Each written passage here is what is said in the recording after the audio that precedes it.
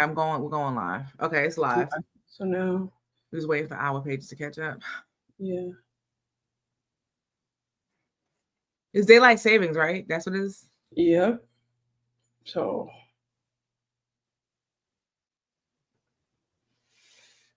Okay, hold on. I'm having trouble with mines. Hold on, let me see. Mine's is not acting right. So let me start over. streaming to Instagram.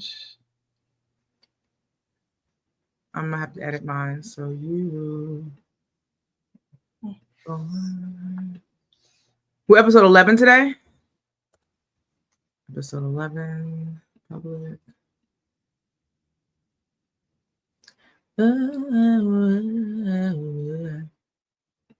Okay, why you acted up? I don't know.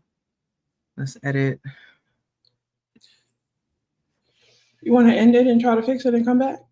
That's fine. We can stop. Okay, hold on. Why won't let me? I don't know what's happening. Oh, thanks, Dave. That's dope. I appreciate that. I appreciate that genuinely. Thanks, Dave. Stay live. You already getting. Okay, I'm gonna stay live. I'm not gonna. Hi, everybody. I'm just my pages didn't go live, but hey, y'all can still see me. So hey, y'all. Hey, hey, Dre. Okay, now we're going. Okay, I'll let this catch up for me. Good evening, everyone. Where are you tuning in from tonight? I know some of y'all happy with this daylight savings. Here we go. I'm going live now on my page. You know, yesterday I was annoyed by it. Why? But today I appreciate it. Okay. I was kind of comatose last night. Like I realized that I was so tired that like I dropped stuff as I was walking and I didn't realize until this morning. Oh yeah. You like, remember I told you last night? I was like, I'm really tired and I don't feel like moving. Yeah. Hey, I moved. I moved. Sorry. Good evening. Welcome. Come on in. This Crystal Light is not Kool-Aid or fruit punch. It's sugar free. I was about to ask you, was it some rum punch? I wouldn't mind a little tequila in here. I ain't gonna lie to you. I wouldn't mind it. I'm trying to stay hydrated. You know, I don't like drinking water. Okay. Put a good evening, everyone. As you coming in, say hey, where you joining us from? How are you? My old classmate from back in the day. Can't believe we're like got kids and like really adults now. It's like we're at that age now. We be like back in the day. Back in the day, I remember you was this big. Like we're really adults now. Talking to one of my younger cousins. I can't even call him little. I got him saved in my phone as little, and then whatever his name is. And he's a full grown man. He's like 30. So today when we was talking and we was just talking, I was just like, yo, I remember when your mother was pregnant with you. Like I remember the day you were born. Like it's crazy that I'm at that age where I feel like I'm at that age where I'm relatable to young people. Like we can still have like, really great conversation and we can connect on different things. Yeah. But I'm at that age where I'm old enough to be like, I remember when. Yes. That shit is wild to me. I got James because James has been the one that's been telling me for a while to get a mic and start a podcast. He's one of the first people who told me to do this. So really, shout out to James. Thank you for your help. I got my mic. I was over top. I got my mic and I haven't used it yet. But shout out to him. He's always been encouraging me to get this started. So I'm happy that. Yes. Yeah. Gwen actually joined too. So but what you were saying, like being the adults now. So like I go to church and they have like the youth ministry. I'm like, can I be in the youth ministry? No, man. You can be the auntie. I could be the auntie. So I coordinate. You can coordinate the youth. Full auntie. You know, I still got a little. I was aging myself swag. I still got a little, got a little stuff. I'm still kind of got my finger to the pulse, so I could be like the cool aunt. Yeah, it's like, ma'am, no, you're too old for these. Like we know what's happening. We just maybe not engaging in all that's happening. But we be knowing stuff, It's a very interesting thing. Like, I mean, I have a grown kid. I didn't want to say that because I was waiting for you to say that. But yeah, my mom's best friends on here. I'm like, and not only do you have a grown kid, you have a grown kid with ideas and opinions and who's like very culturally aware. Like talking to Manny sometimes, like, how old are you again? First Like, of all, Gwen said we're funny. Thanks, Gwen. Appreciate you. Listen, yeah, he's a grown man with opinions, and sometimes I gotta catch myself. Like, but I raised him that way, so I can't be mad at yeah, I love young people who can, even when they're wrong. Oh, thanks, James. I'm sorry, I'm getting love over Well, here. James, no, go ahead. Tap He in said, with "Thank you for James. my flowers," and she's telling nothing but the truth all around. Key is the bomb. CI's finest. CI, not Coney Island for you Brooklynites. CI as a Central Islip was very, very clear. This is with Long Island folks. When we say CI, we're talking about Central Islip, not Coney Island. Just to clarify that, Jazz Brooklyn Night. Yo, Get a little funny about that. yo, I wonder if somebody on my page said, no, AARP is not too far. Wow, that's crazy. That's crazy. That's wow. That's But like the crazy part about it is that I've been thinking about this for the last couple of weeks. Because like I always grew up, don't ask a woman her age, don't talk about your age in public. But I'm going front. I'm really excited about turning 45. We look good. Like no lie. For me. Like no lie, I'm really excited about turning 45. I'm not ashamed of my age. Like, gray hair. People are like, oh, cover your gray hairs. No, it's a badge of honor. Listen. The only reason, like, listen, I want the only reason why I haven't did my black hair, because like I'll put like not a permanent, but I'll do like a semi-permanent black, because my hair is naturally black, but it's like kind of dry. The only reason why I haven't colored it is because I'm trying to figure out how to keep my gray streak and put it black. So I'm probably gonna have to go get like a professional. I'm gonna have to go to a professional. But yeah, like I don't know, like I feel good about turning 45. Like, and I was thinking about it today because I was like, damn, with everything that has happened in like the last year and a half, and like, like you have those stream of conscious thoughts, and you start thinking about everything you've been through and all the things you've had to like overcome within the last year and whatever. And it's but at the same time, I'm like, yo, I'm about to be 45. I love it. I look forward to turning 45. I'll be 43 this year. And it's like, for me, one thing, and not to get like sad, no, like I'm not trying to be sad, anything like that, but like I've lost two first cousins, one at 36 and one at 45. My two oldest female cousins I lost at young, they were sisters, both congestive heart failure. So I first at the 36 was like, oh, okay, because she's my oldest cousin I lost. So when I got 36, I was like, cool. Yeah. Now I'm approaching 45. That's why I say I wear as a badge of honor, and I honor them and the life that I have and the health that I have, because I know everyone's not fortunate to make it to 40 to 42, 45. So it's real. My gray hairs proudly. You know what? I mean, I've been blonde, I've been other colors, but like right now, I'm not coloring my hair to cover up my grays. I'm not. We look good for our age. We out like here. I'm intentionally trying not to cover it up, and it's like it's funny that you say that about like this is not a personal family member, but I don't know. Last night I just got in the spirit of like going down the Whitney Houston rabbit hole on YouTube, and I didn't even realize that Whitney was only 48 when she died. That's crazy. Whitney didn't even make 50. You see what I'm saying? Why? Like, you know what I'm saying? I'm like, yo, I'm about to be 45, and this woman, like this woman died at 48. I'm gonna be 45. You know what I mean? And like to have had all that life that she lived and did something and been famous for 40 years, for all that time. It's very for like 30 something years. Like it's very I don't take it for granted. I don't want to rush through life, but also that's why I'm so focused on living an intentional life, because we don't. The truth of the matter, I'm sorry. What is on my screen? It's bothering me. Sorry. The truth is, I thought it was a stain or something. The truth is, we don't know when. I'm sorry, real church when the Lord gonna call our name, but like that's why we have to be so intentional about living our lives, because, like you said, Whitney Houston, 48. All my cousins, 30. My cousins passed at 36 and 45. That just like when my cousin passed at 36, that really made me face mortality and look at mortality in a different way. Like, okay, this is really gonna happen, because you don't see people passing away older. When you lose your first cousin at 36, like, oh, Oh, we gotta think about some things real quick. I can really walk out my door today and not come back home to my kids. You see what I'm saying? Yeah, So like you really don't know. you have to be intentional about the life you live. And no, 100%. Yeah. I mean, listen, I was doing a whole, what was that? I was doing a story, and I turned the gas on. Dragging that wagon. That wagon. See them wagons. Dragging. No, shut up. I think of another word, and you know where I get that from? I get that from Jasmine, because I don't even talk about myself that way, because I don't be thinking about it. But Jasmine always say that wagon. That wagon.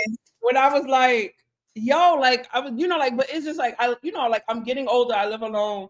Anything could happen, and it's like literally, I was doing content. I turned around and I turned the freaking gas on. I was like, I'm sitting there talking. I'm like, how your butt turn the gas on? That's how your don't start. I don't know, and it's like I didn't even feel it. That's the crazy part.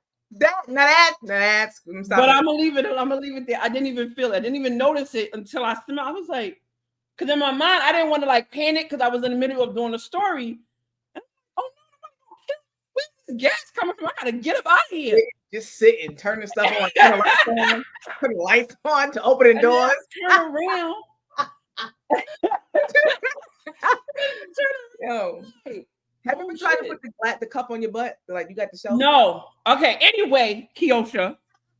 Now, no, I have not. I gotta do some squats. Like my butt, I used to have a butt like that, but over time Listen, I tell people I still got but I don't got a dunk. You got listen. I tell people all the time. What's that song? You got a dunk. I just want to say two things. Some of us are born with certain curves or whatever. Some of it's genetic. Absolutely. I don't take nothing away from genetics, right? My mother and my sister, it's clear that I got it from somewhere, right? Clearly. But the other part about it is that people don't realize, even if you don't exercise regularly, even if you don't eat right all the time, if you could get 50 squats in a day or a few times a week, it will do wonders. You get that that P shape. I got it, but I don't got it defined. I know what I'm supposed to be doing. That's why. Like it's just squats. Because I tell you one thing, I've always had thighs and hips. Yeah. I have not always had this lift that's there now. That's literally from squats and leg press. No lie. You do that, you be turning on gas stoves and turning lights off and opening doors. Paving the way. Yeah, I can't stand. You know what? I don't even know why I tried to make it a serious. I don't know why. Not with me on this podcast. Yeah, I don't know why. I tried, but that was funny. That was funny. But anyway, moving past my wagon. Clearly. No, seriously, but squats and like we gotta go like this to get around it though. We back up. If you get past. Hey y'all, it's episode 11. Welcome to the Hill with Love podcast. Hey Nana, hey Jasmine. Hey Mom. All right. Welcome to the Hill podcast. Join two real life friends and professional women on a journey of self-discovery, growth, and healing. Together, we explore what it means to unpack life's challenges, embrace self-awareness, grow in our spiritual practice, and navigate healing, one honest conversation at a time. This is not a space for giving advice, but rather a place to share tools, tips, and reflections that have inspired us along the way. Whether you're looking for clarity, connection, or curiosity-driven dialogue, you're in the right place. Let's hold each other accountable with love as we grow together. Episode 11. Welcome, y'all. The countdown begins. Because, no, I ain't gonna front. Like, listen, I'll give credit where credit is due. Kiki told me that we should only do 10 episodes. She said it. And I said, no, we got to stick to our original commitment. I wasn't agile in the moment. And I ain't gonna front. These last 2 episodes are taking a lot out of me. It's a stretch. I'm proud that we did it. We stuck to it. Yeah. Even the weeks we didn't feel like doing it. Like, life's been life. And I have to say, I love doing it. But sometimes like the motivation to get the post highlights, like just to get a reel up, let it go on a video of thinking about what we're going to talk about. Life has been happening all this, and it's funny. Even this is how funny I think life and God is. Like even some of the stuff we talked about, if you haven't noticed, if you notice, we've been challenging even some of the things we talked about. Yeah. Yes, like it's really. You want to talk about that? Now let's put it to work. Let's put it. You know what I'm saying? It's like, how do we apply these things we're talking about? And it's like sometimes you really got to sit back and like, oh, we talked about that on Sunday. Like and I really want to apply the things that we talked about because I really appreciate it. Like sorry. No, it's just it's a lot. Even one of my girlfriends, I was talking to her. She's like, "Remember what you said on the podcast? You can't control how people respond." I was like, "She said that to you? Shout out to your girlfriend. That's the right." She's like, that we have impact. She's like, "You can't control people's reaction." I said, "You're right. You bless the Lord. Bless the Lord.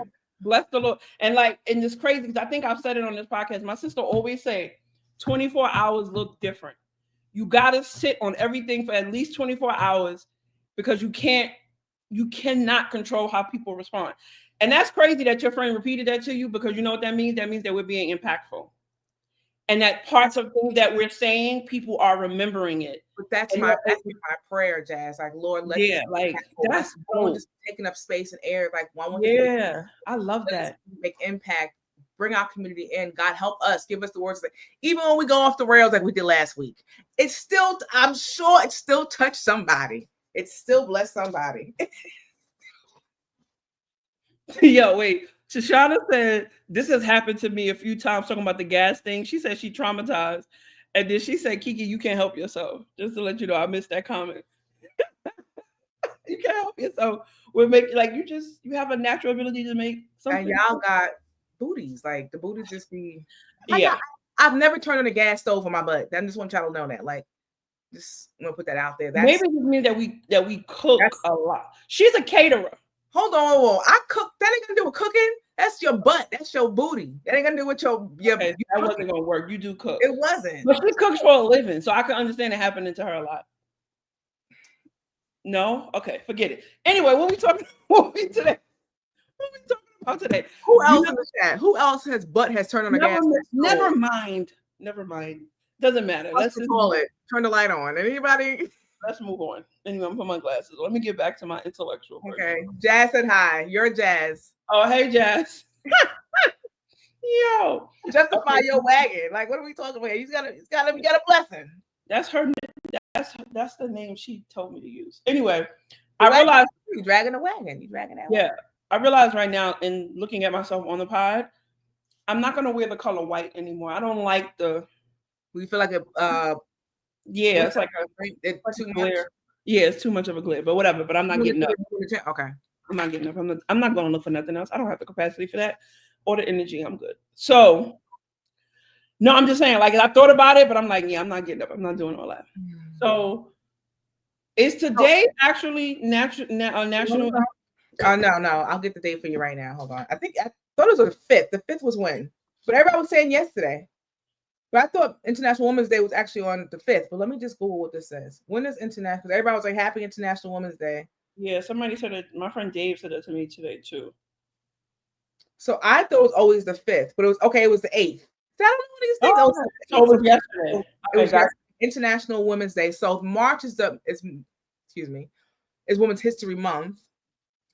Then you have International Women's Day, which was the 8th.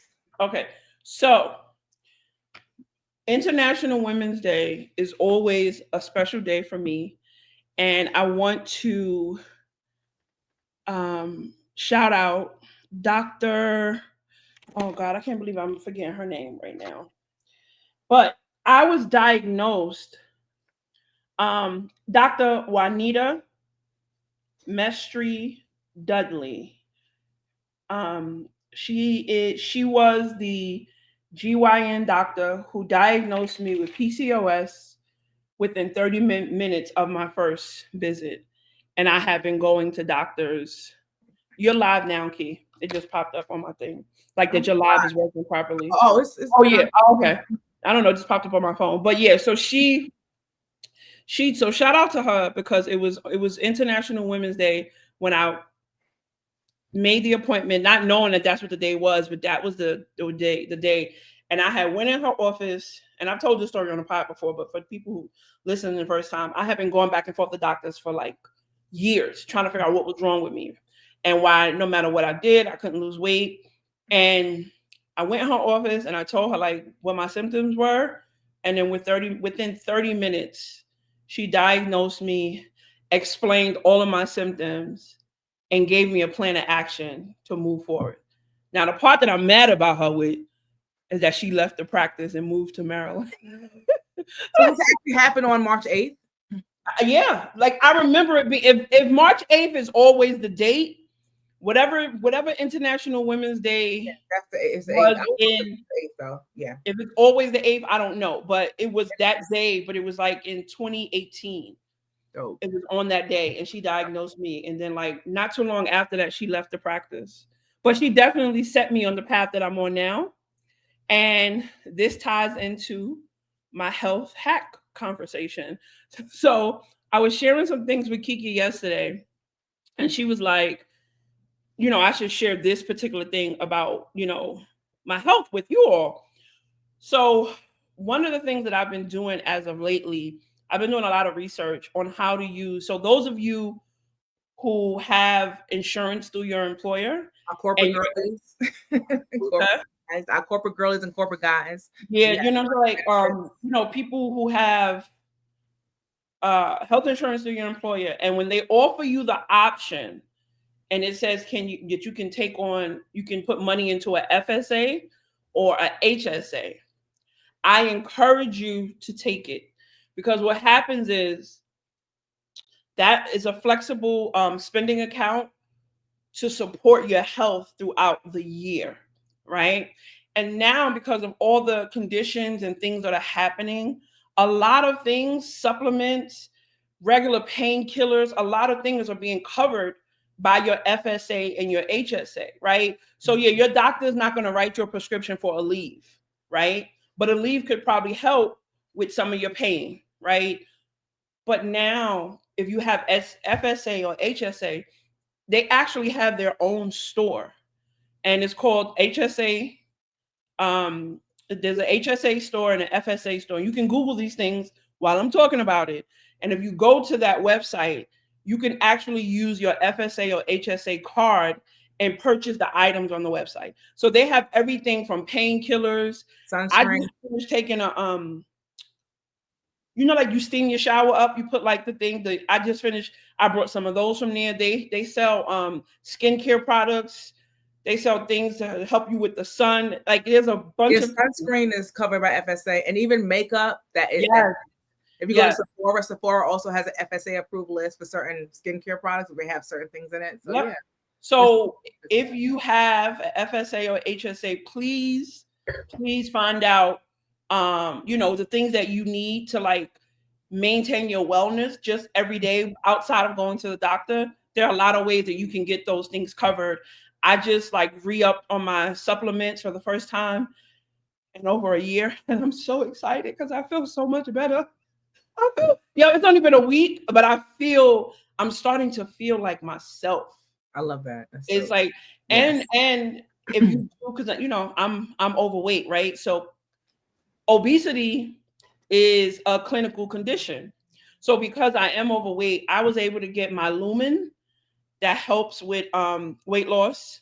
I was able to get that approved, and I was able to get all my supplements approved. If you want more information about the supplements, about the other things, just inbox me on Instagram and we can talk about it personally. I'm going to make myself available to people. I forgot to tell you this part. I'm going to make myself available to people until the end of March. In celebration of Women's History Month, you don't have to be a woman to hit me up, but I'm just saying, I'm going to extend and share all my information, all my knowledge. Hit me up on Instagram, and I'm going to actually create a link, and I'll just let you know when I'm available. I promise. It'll take 15 minutes. But if you're interested in some of the supplements, if you're interested in like how to find out what's covered and all of those things, hit me up, because I'm not a saleswoman. And I don't have time to be trying. Are you an ambassador for something, or you just want to open yourself up to folks? So two things. I'm not an ambassador. I'm not Jasmine. I'm not opening myself to nobody for the rest of March. Do not deal with me. Just want to make So that. so am I am an ambassador for the Okay. company that I get supplements from, Okay. but I'm not a saleswoman. So I don't feel comfortable with like trying to like get people to buy stuff. But if you really have like some stuff that you're trying to do, I could point you in the right direction, even if it's not with that company. And Kiki, I do a lot of research just in Yeah. my life. A lot of people hit me up about like, what do I use for my hair and my skin? Mhm. All of that stuff. Like I make my own skin scrubs. I do all these things. So I'm just saying, if I'm telling you, God put it on my heart today when I was coming out the shower. He was like, make yourself available for the rest of the month. If people inbox me, I promise you, I will get back to you. So if you inbox me on Instagram, I will get back to you, and I'll definitely will try to help you figure out like a path to your wellness. So yeah, I'm making that commitment I love that. That's until dope. March So 31st. remember, Jasmine's opening herself to. You want to talk to Jazz about any of her health hacks? If you have any questions or need some guidance, please feel free to hit up J_Sherelle. J as in Jack _ S as in Sam. Well, look at the screen. SHARELLE. Hit her up directly. Bless you. Two things. I just want to say, as a mom, FSA, I use that to also restock my medicine cabinet for the kids, because like kids, especially Madison, she's still school age, so like there's always germs and stuff like that. So I always, re up on the children's Motrin and like Pepto Bismol. They have these chewable tablets for kids when they have upset stomachs. One of the best things. I love those things. So stuff like that I use my FSA for. And then the other part is, I like to say this though. Well, I'm not Jasmine and opening myself up through the end of March. If you are 6'2" and above, brown skin, full beard, single, no kids, or you can have kids, but no attachments, you're healed, evolved, please feel free to hit me up if you have any questions. Love to connect. Holla at me. Just want to let you know that we outside this summer. And what are they connecting you for exactly? For purpose. Have a conversation, maybe some coffee. Maybe Yeah. we'll see Prospect Park. Anything. The options are endless. So And this concludes Jasmine's health hacks. listen, I'm I'm open. here. I'm here. I'm here for you. Full beard though. Full beard. I like beards. You gotta be like at least 6 foot and up. You got a job. So if he's 5'10", but he hit all the other markers, you got a I would problem? approve. I would work with that. Okay. You have to be tall-ish. You got to be tall in your confidence. That's it. You got tall in your pockets, because love ain't enough. I need you to be. And you're not you're not short. I'm not short. Yeah. No, I'm 5'7", and my pockets is about the same height, maybe a little taller. Listen, it ain't about that. I'm not, because no. What I'm talking about, I'm talking about what I bring to the table. What I bring to the table is. I'm not laughing at that. I'm not laughing at you. Love is not enough. Okay, you got to come potential, because I'm not here to build a bear. I can see you through. I can support your vision, but you got to have your own, honey. Right? I'm not here to build a bridge. I can help you get across it, which, I don't know. We'll talk about that later. We're gonna go left. We're gonna go left with that. Let's get back to International Women's Day. Happy Women's History Month. The theme for International Women's Day is accelerate. Mm-hmm.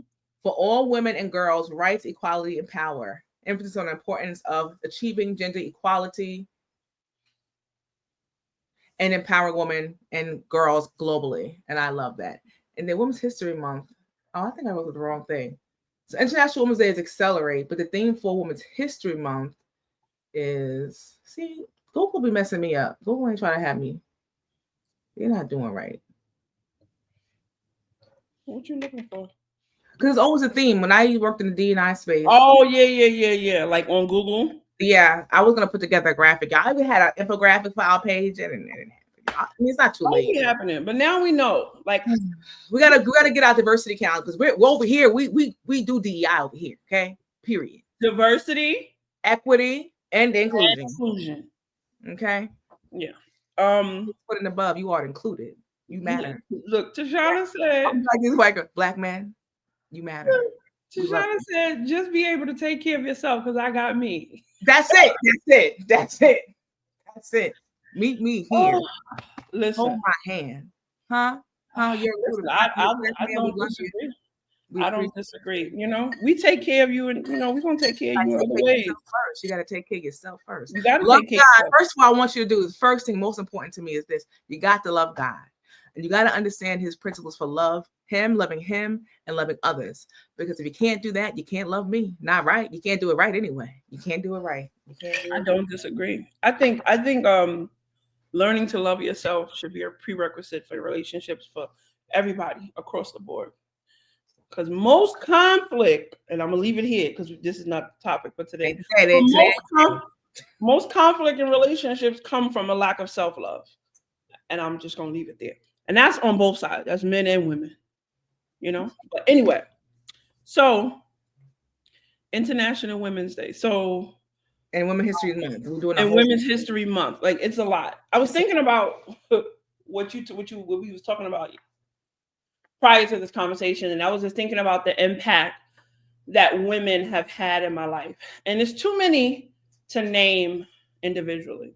So this is how this is my share, right? I will say everything that people love about me, everything that people appreciate about me, everything that makes me a good leader, everything that makes me a good friend, everything that makes me a good family member, I have learned from women.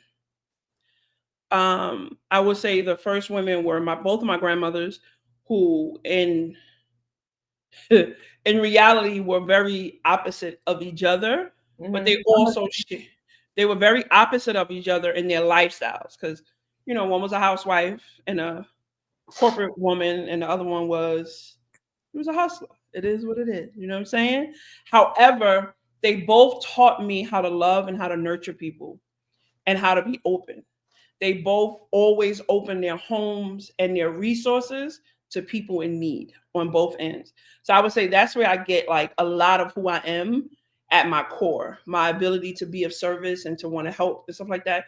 I would say from them. And then I would say then my aunts. Like my aunts, they all stepped in, you know, to provide gaps, right? Yeah. And then I will say, like, my sister, she stepped in to provide nurturing, right?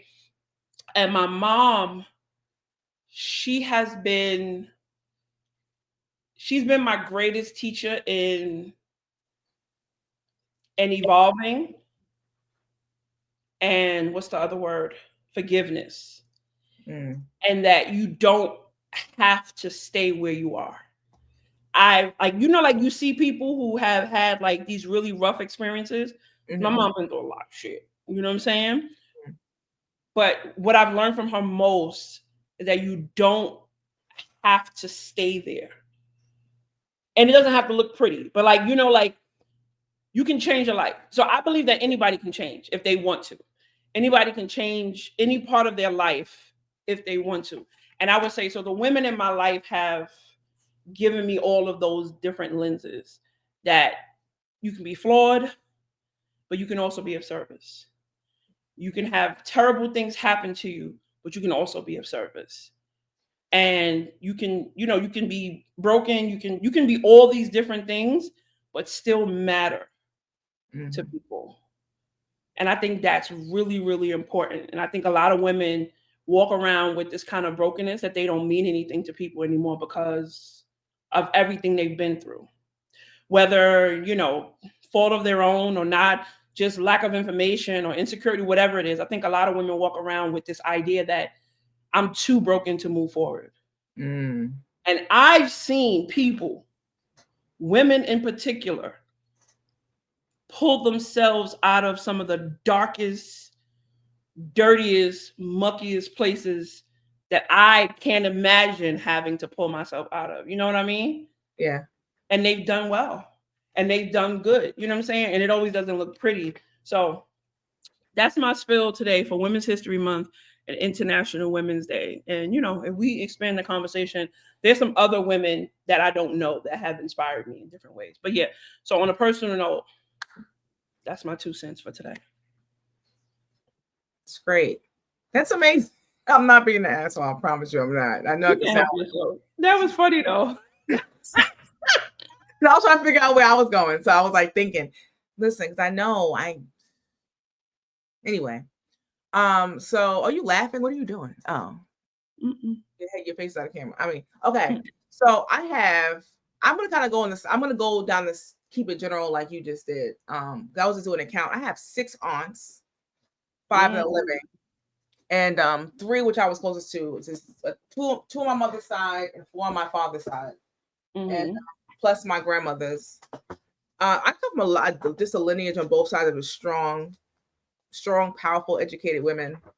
Um, mm-hmm, on my mother's side, I never met my great grandmother, but I heard so much of her. She was a woman of God, and my grandmother, and my mom and her sisters all were like, I definitely was that kid that grew up with like multiple moms.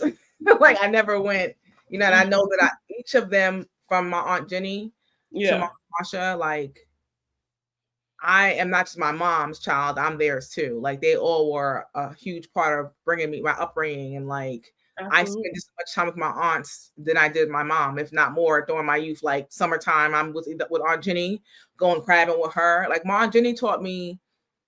She passed when I was actually right about before I gave birth to Manny. She Mm-hmm. passed away weeks before I had Manny, but I got to see her, and she gave me gifts before she passed. My aunt passed at like 50, 50, 51 years old, and she taught me just to be yourself. Like she just did what she did, like she was an amazing cook. Um she always did stuff like going crabbing, like we went crabbing together. Like we always did different type of stuff. She always kind of did her own thing. My Yeah. mom, she was the corporate girl, educated, highly educated, ambitious, um, reliable. So my mom has, she's the fashion girl and she's the thing. So it's like I represent this in my immediate family. I represent those 3 women. Like you can see a part of me, part of them in me.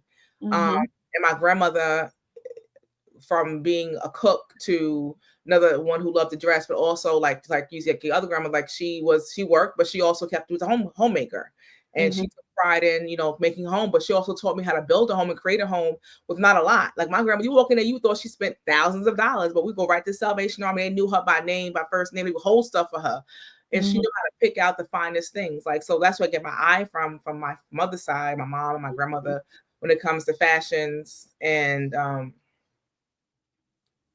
fashions, Manny, fashions, and like and decor. That's one part. My father's side, I was closest to my aunt Fifi. Um, my father's side, my father's from Haiti, but like my aunt Fifi, my auntie Mary Jo, I was closest to 2 of my aunts. I've got close to the other. There's 4 of them. How many there? 4. I grew up with 2. Keep it, Gunny Madison. I grew up close to 2, but 3 I got close to as I got older. But can I ask you one question? Do you have a producer today? Is like your producer there? Back around, moving around, doing stuff. Oh, okay. Close the door. Oh, you want to close the door? All right, go ahead.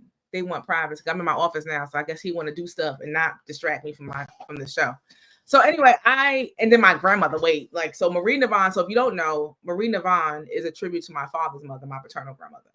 So I was close to both of my grandmothers, like you said, but Marie Polycarp, my grandmother, Marie Antoinette Polycarp, my grandmother, that was like my best friend. And so like my name, my Instagram name, Marie Navon, is a tribute to her. That's like Marie is her first name, Navon is my middle name. And that is like I feel like we were like one and the same. So that's why that name was created many years ago to tribute to my grandmother. Mm-hmm. But that's one part. But the other part is the church, like the women I grew up in church with, like just I had a big community of women that I was surrounded by, not just my immediate family, my church family. So like just women, different women for different reasons have impacted my life. And as a church girl, even how to carry myself, how to be a lady, like Mm-hmm.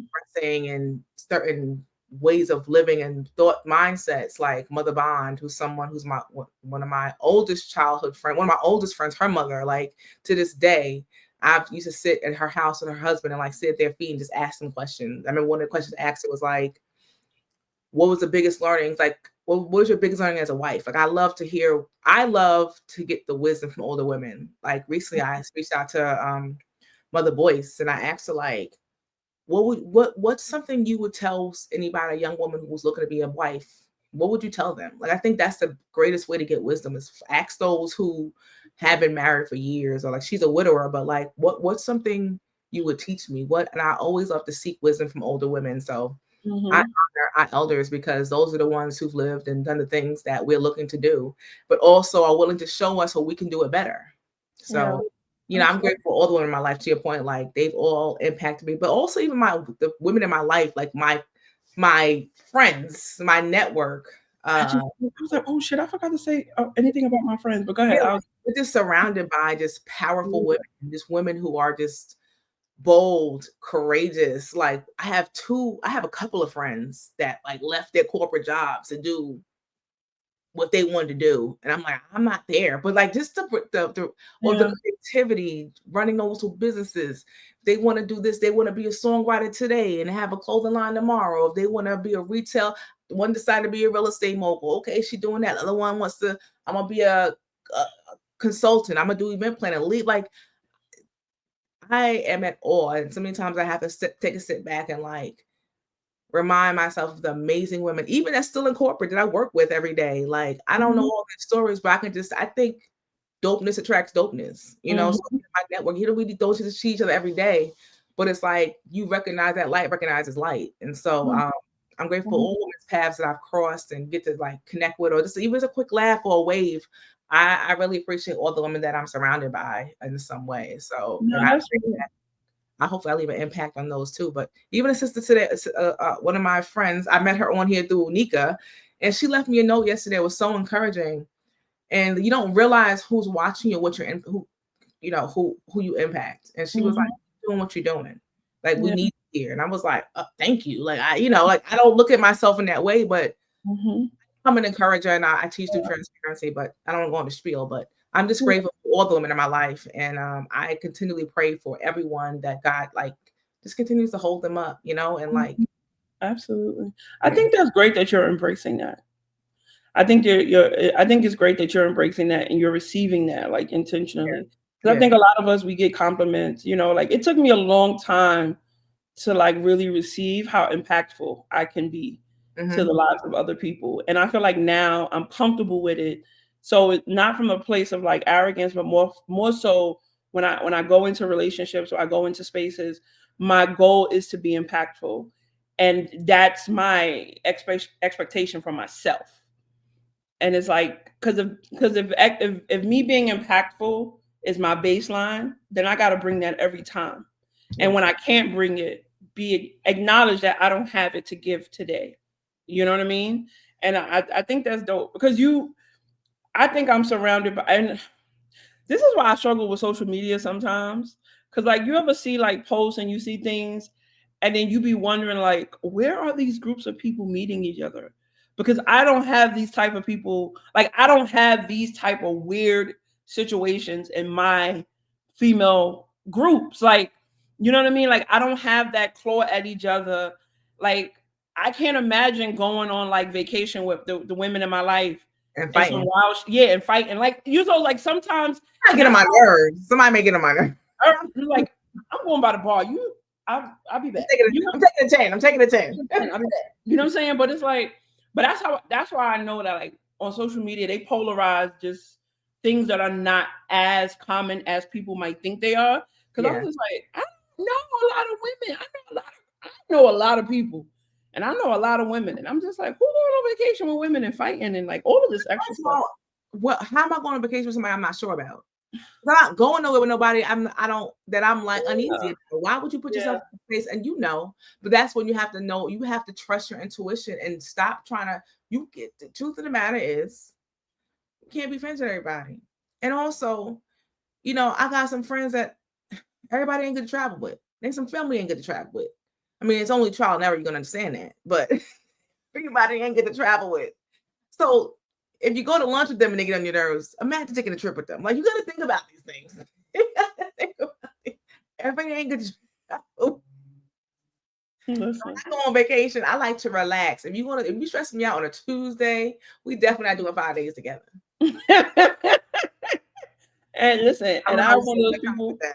Listen, I love a good itinerary, but don't ask me to get up at 7 o'clock every day on a vacation. We're not coordinating every day. We're We're not not. coordinating everything. We're not color coordinating every day. I mean, unless it's like this is I don't know, got to be something really special, like your 50th. Like I want or like if it's yellow a on wedding Tuesday, or something like brown that. on Thursday. Like okay, fine, friend. This is your day. This is your trip. But Yeah, like no. um, Like when Kima did her wedding, I think the way they did it was dope. Like I think it was like 1 or 2 days where they asked people to wear like their colors. yeah, Everything else was a free for all. This is like I need the vacation to have balance. A little bit of yeah. like we got to get these things done, but then Excursion, you also go and do your own and thing. do nothing. Let me just sit on this beach. Nothing. I'm a beach bum. Like let me just Listen, lay out on the sand and I need a pool or beach or just nothing.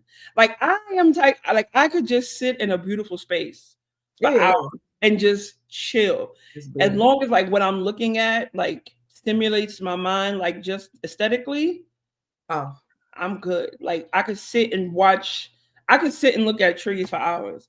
I could girl. sit and look at the sky and mountains for hours. Like to be honest with you, that's one of the reasons why I probably won't leave Nevada. It's Okay. because like sometimes I like if I go for a walk and I Mhm. could just look up at the mountains, I don't know, it just does something to my spirit. And that's why I love cruising because of the water. Like being in the middle of the ocean, being able to see like an infinite like nothingness, it just reminds you of how small and like how small we really are compared to the rest of like what's happening in the world. It's funny you said that. Me and the kids talking last night, and I was talking about Lanai. So Lanai is an island in Hawaii, and I went there year before last for my birthday. It was a solo trip, and we were laughing because we were talking about cruises and water, and I was like, I can only went so far into the water at the beach because I realized I'm in the middle of the ocean. Mm-hmm. Like that's ocean water out there. That's Mm-hmm. ocean. That's a lot of water. And Mm-hmm. like we was talking about like because that's like always go on a ship. Man, he was like, you also that's a lot of water. Just a lot of water. And I was like, but it really I don't know what it is. Is it the difference of being like I'm on Long Island and you have the beaches and we're on the coastal, we're on the coast, the eastern shoreline, but being like on a ship or like in this island, if you really zoom out on Hawaii and the islands of Hawaii, to see how small that you are in the middle of that ocean is like that's crazy. You're in the Because middle of like, but yeah, just also the beauty of it, and I was blessed to go to the Four Seasons Resort in Lanai for my birthday in 2023. One of the most beautiful scene, like I could just live there. I didn't have to come home. I mean, I went to Honolulu first, but Lanai is a private island. It's a city, it's a small village, but it's also partially owned. I forgot the owner's name at this point. I wasn't planning to talk about this, but it's owned by like this billionaire. He bought the Four Seasons and renovated it and made it like I mean, that place is freaking amazing. But just the natural landscape. mm-hmm. It's Like beautiful. I did a Like, birthday hike to Sweetheart Rock. mm, But and panic attack that I had, anxiety attack I had going up that cliff, but because I did a sunrise hike by myself mm, on some rocks by the mm, ocean. So you just know the intrusive thoughts are going in my head, like, mhm, think about the if these rocks fall, you in the water, ain't that? Then some locals started coming, and then the locals they hike exceptionally fast. Like I'm like, like taking my time. They got up behind me so and you yeah, I'm doing just that. I'm going strategic walks, and then there's like these little nests of these native animals. I don't know what these things. They're harmless, but then the natives they scaled that cliff so fast. I got like Mm-hmm. ended up being a pastor, and they were Christians. They ended up praying with me for my birthday, but just like the truth of thoughts that come in your mind, like why y'all come up this cliff so fast?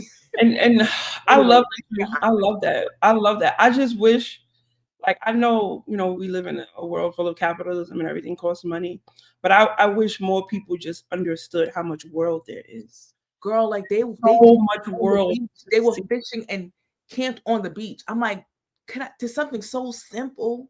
It was Yeah. out there with their makeshift Yeah. tents. It wasn't Because homeless. all the Just beaches in Hawaii are public. oh my god. You And can't. and they just like just camped out for the day, fishing, enjoying. Like it was so simple but so beautiful. And the landscape is Yeah. It's a beautiful thing. Like nature, I don't want to get too deep into like social constructs, but like that's one of the things that when you build cities and you overcrowd them, mm-hmm. because people become desensitized to the beauty of the world, like to the beauty of like nature and things like that. And it creates that I just got to get from point A to point B kind of mindset. and people forget to like take a look at the sun.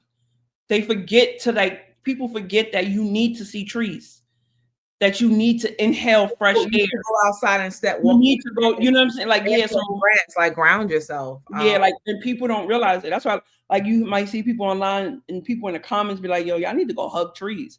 Nah, you really do. You really need to go sit in a park and go hug a tree or sit in the grass. And I don't even like bugs and stuff, but when it comes to nature, I hate, I hate bugs. I hate like I'm scared of everything. But when it comes to like nature as a whole, it's just like it's the best medicine. It's the best medicine in the world. Like if anything, if if everything goes the way I pray that it goes, one of my things I want to do before I leave this world is take a group of young people who've never traveled, never been out the city, or have never been out of wherever they come from. Yeah. And get them out of wherever they come from so that they can see what else is out there. Because there's so many possibilities. It's like we're not stuck here. We can go other places. We just don't want to do the work. You know what I'm saying? But yeah, but I don't want to get off on a tangent. Sometimes it's not going to work. Sometimes it's a lack of knowledge or understanding. So that's true. Yeah.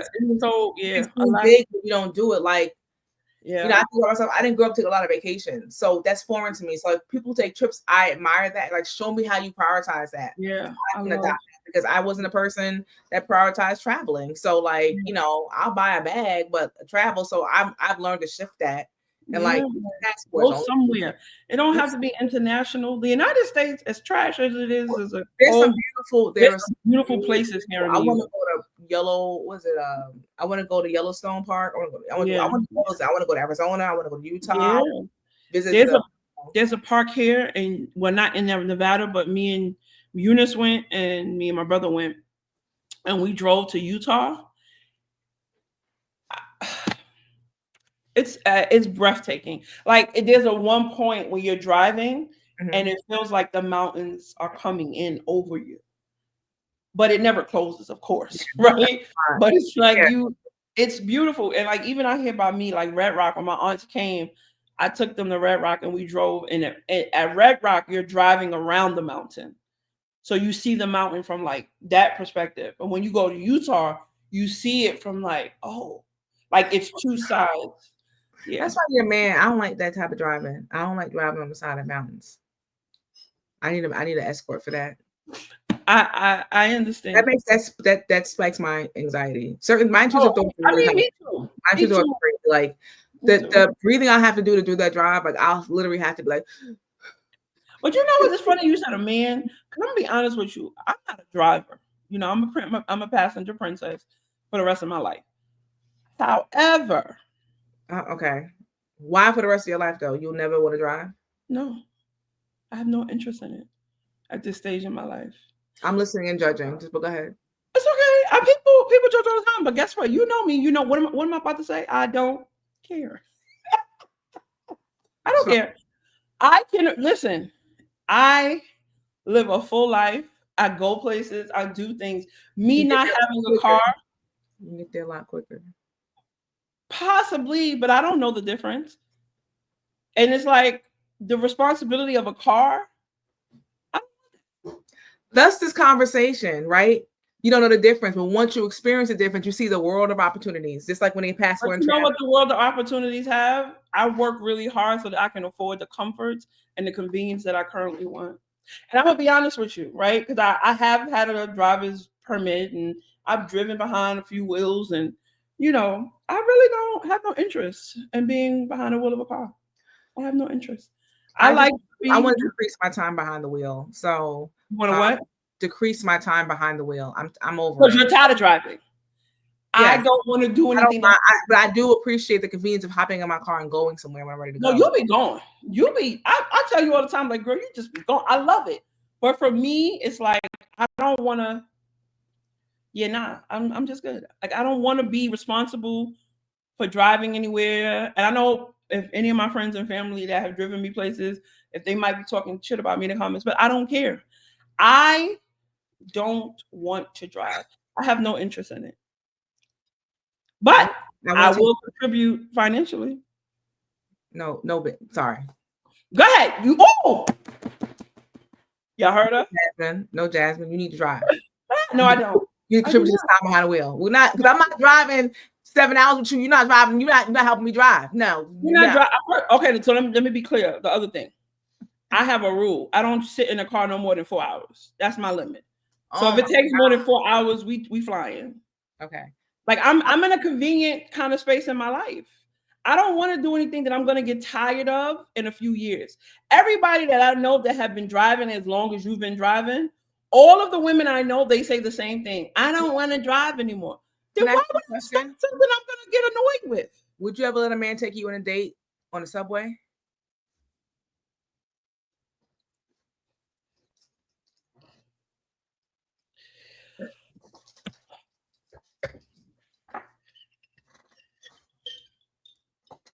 That silence is deafening. Okay, that tells me So I I'm can. gonna say I'm gonna say this. I have not taken the subway since March 13th of 2020, and I don't plan on ever taking the subway again. Okay. Does that answer your question? Okay. Also want to just take a moment to stop and pause and acknowledge something that I did. Um, I've been practicing smart silence, Mm-hmm. and I had a scripture this week. I told about you the other day. It was like a wise person. They know they can use the words, whatever words they want, but they understand the power and the restraint. Mm-hmm. You don't have to use every word that comes to your mind. You know what I'm saying? And some things that come to mind you was talking. And it's not that I can't say it, because I know I can. That's the power. The power is to know that you can say it, but you Mm-hmm. choose not to. I just want to take this moment just to acknowledge my growth. If you want Bible to back that, I'll give you the verse. I think I had got it wrong yesterday. I had wrote it down wrong, but it really helped me, and I hope it helps you. If you someone like me who's like, I say what I want to say, because that's something you got to unpack. I say what I. Who gonna check me, boo? Let the Lord check you. He gonna lead you down the right way. He gonna help you out. He been helping me out. Let the Lord check you, because you know. Proverbs 17. What did he say? What Proverbs? Why not the hump? Yo, I was doing so good until you did the hump. Stop playing, Verse Kiki. 17:24 says, NIV version, a discerning person keeps wisdom in view. That ain't it. That ain't what I was going for. Okay, hold on. Yeah. Proverbs 17:27. It says, Mhm. The one who has knowledge uses words with restraint, Mhm. and whoever has understanding is even tempered. But thank you for this clip, because this clip is definitely going to be a part of content when Kiki gets the Bible quote incorrect. Ooh, let me give you that in the NLT version. Proverbs 17:24. It says, what? A truly wise person uses few words, because there's power in your silence. You don't got to say everything. You Mhm. can say it, But you but is don't it have really going to get you? It ain't going to get you what you want. It ain't going to get you the desired results unless you're trying to burn the listen. bridge.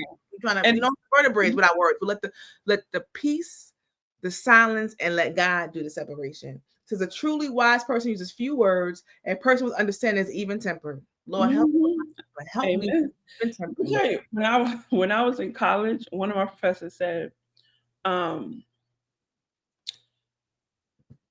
"Smart people learn from their mistakes. Wise people learn from the mistakes of others." My God, Jesus. And that stuck with me. The two things, like, it's a couple of things that professors have said to me, but one of my professors said that, and when we talked about it and we broke it down, he didn't put it into biblical perspective, but Mhm. I do think it all connects, because when you're able to show restraint, you're able to watch and you're able to see.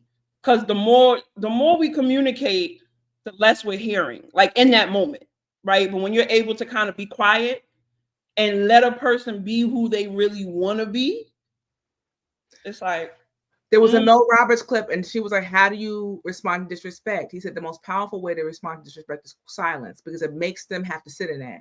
You don't got to tell them, just get quiet." yeah, Because that's what I I always want to point out to you what that was my learning, right? And myself was like trying to point feel. something out. No, I Um, try to. Jermaine, It varies. It well, varies. Because It sometimes varies. Most of the time, I'll get quiet, but not from like a passive aggressive way. Like I'll just okay, like that you'll I'm know. not going to engage in that. Like I'm going to tell I'm you, not I'm going going to let to you know, like engage. you disrespected me, Yes, but I'm yes, not going to sit here and go back and forth and with go you. back and forth with you. But then there's the other version where it's kind of like you like, hey, I just want to bring this to your attention. Yeah. This thing happened. So then once I bring it to your attention, you have to sit in it. Right. I love to give people their stuff. You sit in that. You Right. know, Here you go. he gonna he See, gonna take it. yeah, Take I it. just You know wanted what to I'm just saying? But I think that's real though. yeah, But yeah, you yeah. know, it's a what's the word? There's a learning curve because sometimes, you know, you gotta dig a little deeper to get the restraint. You know, but we all are a work in progress. Yes, Lord. So are we Yo, ready to put on you and your inner PK is coming out today. okay. I went to church. I was in physical search today. I needed that. I feel like I got ooh, no, they ain't still there. I got healed. Nope, there it is. Kiki, Kiki is an honorary PK. Just to let y'all know that. But go ahead. So Our special guest has texted me about 5 times already. So I was about to ask you, is our special guest ready? they stay ready. Did Okay. so we can bring in our special guest. Do you I was not sent any final um notes and points in regards to our guest. Can you please send whatever I need because I Oh no, don't want honey, no. There ain't no update. She gave you what she gave you. So that's what it is. We're gonna just go from there. okay, but I don't still have that. I don't You don't have it? Okay, let me share it with you. Didn't I share it with you? It might have been weeks ago, but if no, I haven't. I don't want no problems with our special guest. Okay, we have a special guest tonight, y'all. Here we go. Let me share this with you now.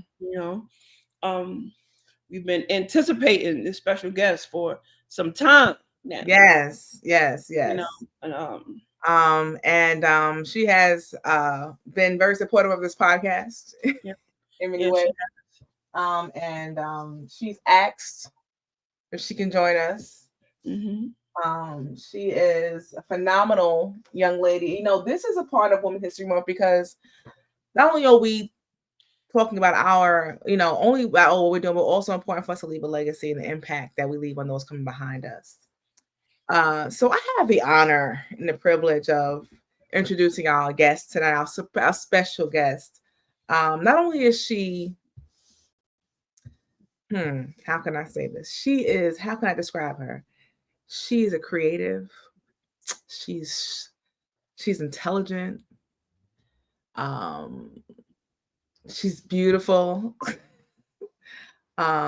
She is she's my baby. It's my daughter. I ain't gonna guess it. She's Madison Rose. Madison Rose. She is a talented young woman. She is a sweetheart. She's so I can't really put into words, but she really just makes me proud when I listen to her speak and she shares her thoughts. And she has a really big heart. I remember one time during the pandemic, she started crying because one of the kids was having a hard time during virtual school. She's like, "Mom, it's too much. They need help." And I was like, she's empathetic. And she's big on making connections and making friends. She's not shy. She's very adventurous. She loves to skateboard, ice skate. She's tried every sport she could. She's even done flag football recently. She's definitely just a phenomenal kid. And so I am proud to welcome you all. Introduced to some, present to many, Madison Rose. Ladies and gentlemen, can you please give a applause for Sister Maddie Rose, my only daughter. Come on in, Sister Maddie. Hi, Madison. Hi. Oh, and you brought a friend? Okay. Mm-hmm. Who's your friend? Baby Lulu. Baby Lulu. Okay. Is there some significance to the name Baby Lulu? Yeah, she's a baby. Yo. That top lip was dry. Yo, you are such a black mother. Like this is the new age version. Look, this is the new age version of. Remember when they used to do that? Can't be on here, and my baby melanated. You can't be out here brown, and you can't be dry now. I mean, on these chats, my baby came in with ashy top lip. Oh gosh. Okay, so tell us about Lulu. Okay, so the first part of her name. Put your hands. Okay, hold on. She about to piss me off. Okay, but listen, can she just tell her story first? Because you I'm can't. sorry. I'm being a mother. I'm sorry. Yeah, we can't see her hands right now. Okay, go ahead. Tell me about Lulu. Okay, so the first part of her name, baby, is because she will always be a baby. Okay, that And makes a lot of sense. Okay. and Lulu is because, well, she's kind of Delulu. So yeah. Okay. So, yeah. Okay. And when did you come to that realization that she's kind of the Lulu? Like a week after. Okay. How long have you had her? 2 years. Okay, cool. So she's sticking with the whole idea that she's still the Lulu. Yeah. Okay, so there's been no growth there. Okay, cool. I respect that. I like that. You know, let me tell you something. Shout out. Like, listen. I love young people. I love to talk. I love to talk to young people because I like to see how their brains work. And sometimes I do miss working in education. So, Madison, before we move forward, I received some questions and some comments and some talking points. So one of the things I was told that you wanted to discuss was about school. So there's some things about school you'd like to share. Yeah. Okay. So where do you start? Let's start with what grade are you in? I am in 5th grade. Okay. And what's your favorite topic in school right now? My favorite topic is math. Okay. Oh, okay. I can't really build on that conversation because that's like one of my not strong topics. So what do you like about math? I like how on Fridays we get to play bingo. Okay, and bingo is connected to your math class, like it's at. Yeah. Oh, okay, cool. I like that. We do multiplication bingo. Really? So have you ever won? Like, is there prizes involved? Is there any like you've won before? Yeah. How many times? Like 5 times. Really? Yeah, I've won tons of candy. And do you share the candy, Madison? No. I respect your honesty. Okay, so and this is every Friday you have the opportunity to win at this bingo game. Okay, cool. I like that. All right. So what else is going on in school? I'm passing all my classes. That's good. Go ahead. And well, there's a lot of drama. Okay, so we're gonna get to the drama. So besides math, what's your next favorite topic? Gym. Gym? Why gym? Cause I actually have a reason to yell. So you have a reason. Okay, and what's the reason that you use to yell? Like, why are you yelling in gym? Because like they're not doing the right thing. Oh, so like you're like an assistant?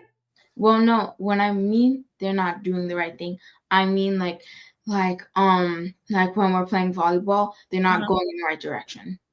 So you're directing them. Like, I need you to go do the right thing. Yeah. Okay, and when you're telling them that, you're right. You're the one who's saying the correct thing. Yeah. You're telling. Okay. Has your teachers ever asked you to like assist in that area, or is this something that you do on your own? Something I do on my own. Okay. Has this ever become a conflict between you and your classmates? Because you know what you're supposed to. You said definitely. Okay. And how have you handled that? Apologizing, and then saying, "My bad. I'm sorry for yelling, but please do the right thing." Oh, I love that. So, okay, I have a lot of Madison. I have a lot of questions. Where did you learn how to apologize, and that you should apologize in those situations? My 3rd grade teacher. Oh, do you remember her name? What's her name? Miss Rodriguez. Shout out to Miss Rodriguez. Okay, so you try to use that like apology method whenever you're in conflict with people, or is that something you just use in school? Something I mainly use in school. Okay. Okay. You know, I think, okay. So I have other questions. Do you like that aspect of like pointing, not from like being like extra, you know what I mean, or like, like telling people what to do, but do you like kind of being like, hey, this is how you're supposed to do it, like this is what it's supposed to happen, and you're not doing? Do you like that aspect of like interacting with people? I don't really know. Okay, so it's just something that comes to you naturally. Yeah. Okay, cool.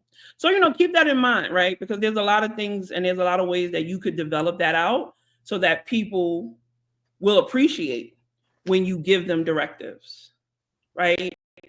That's a form of leadership. So what you're talking about and what you're displaying is a form of leadership, right? Even though the people didn't appreciate it, you have to learn how to take your leadership and, you know, get it into the right places to the right people at the right time. You and your mother are hilarious. I just want to say that. Like the eye moves, the fact that y'all are having like your own conversation while we're having We're rocking his doll like it's a baby. I know. I see her. I see her. It's my llama. Got you. Listen, I understand. But yeah, I think that's great that you identify that sometimes it can cause conflict and sometimes you're actually right about what you're saying. So yeah, there's a balance. Like as you get older, hopefully you'll develop like the understanding of the balance between the two. But that is definitely a leadership skill. Okay. So you want to share anything else about school? I'm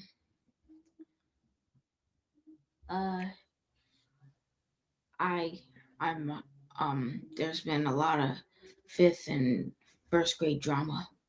Okay, so let me ask you a question. Mom, are you aware of this drama? Is this drama that we can share on the pod? Yeah, as long as you don't share any names. We can Okay, share. so don't share it on it. Okay, cool. Okay, cool. So no names. You want to so share one of the share one. Share one of the dramas. You got to pick one. Pick one. Okay. Well, they're pretty much all the same. Okay, so what's the drama between 5th and 1st grade? What's the beef?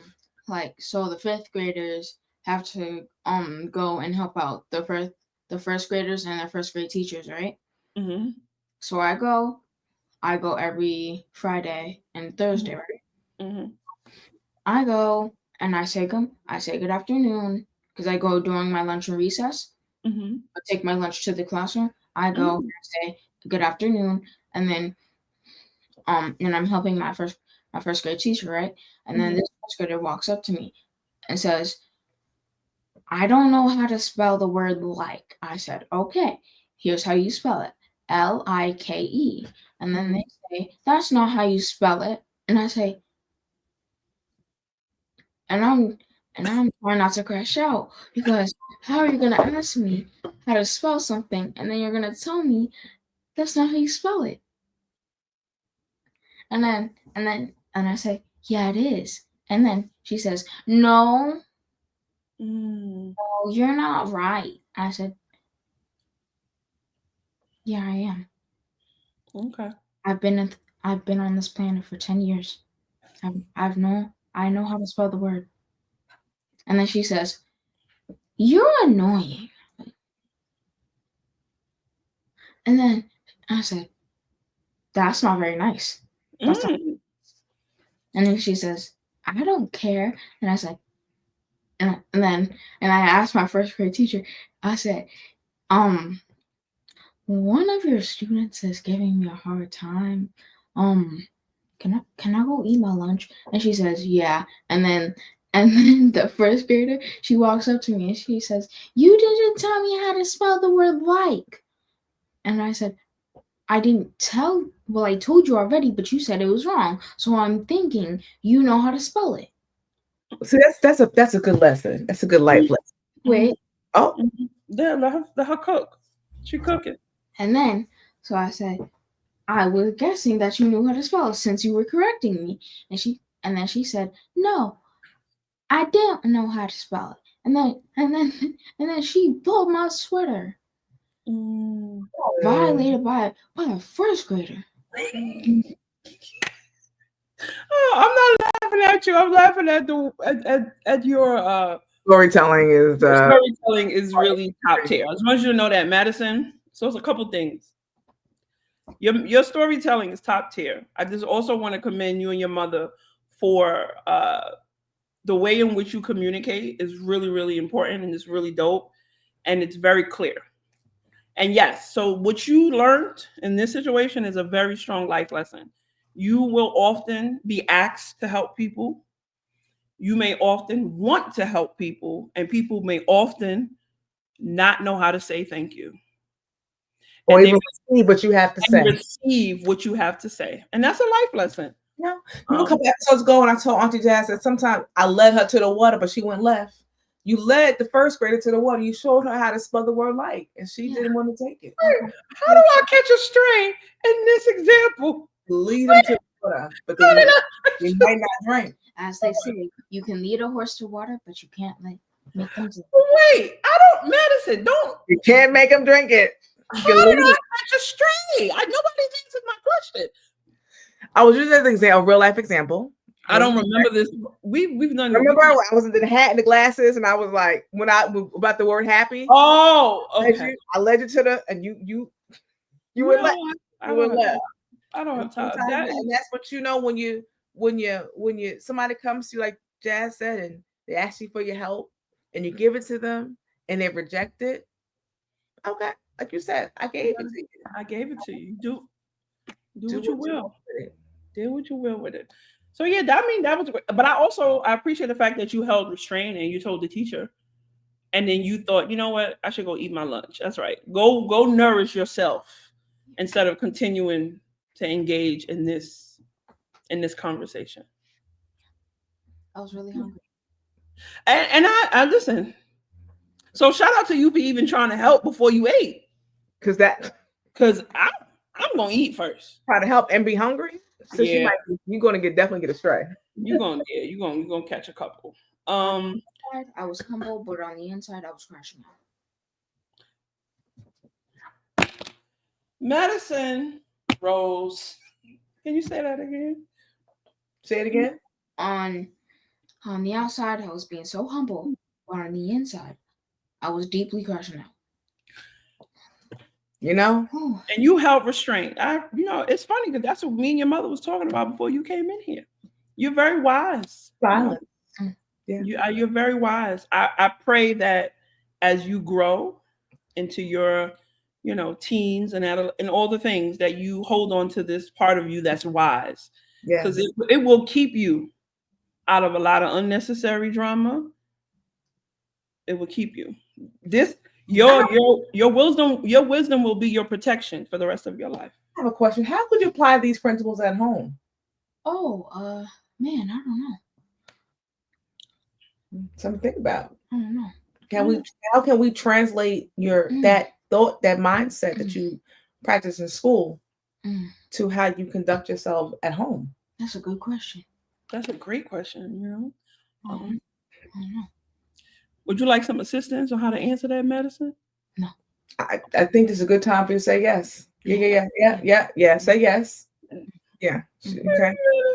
Listen. I know the next topic you gotta say no, but it's not when you say no till you say yes. No. At this point, this is not a good time to say no. This is a good time to say yeah. Give it to assistance. So what I would say if this was me and I was having this conversation with an adult or an authority figure in my life, I would say, no, I don't know right now, but I am open to a conversation where you could give me specific examples, right? So when someone is asking something of you, and if your real answer is no, which I don't believe that, I believe that you know what she's referring to. I'm pretty sure that and you have the connection, but I think a part of the conversation for me would be like, okay, at this moment, I'm going to say no, but I am open to having a conversation where you can give me real life examples of the word like intersection, right? So it's like when two totally different things or worlds kind of come together. So if you use the things that you learn in school to apply it to the real life situations you have at home, I think there's an opportunity for an intersection there. So I would just say, yeah. I was like, no. I would say no, but I'm open to a conversation in the future. Thank you. Oh, Madison, I rarely experience you um not having any commentary. So I want to know, what are the intrusive thoughts that you want to share right now that you're really having in these moments where you're quiet? Um, what I'm mostly thinking about is chicken nuggets. Okay. Um, my next test. Okay. Um, how um how many I was thinking, I forgot how to say it. How many uh what's it called again? I was I was asking myself how many like if a dog has 4 legs. Okay.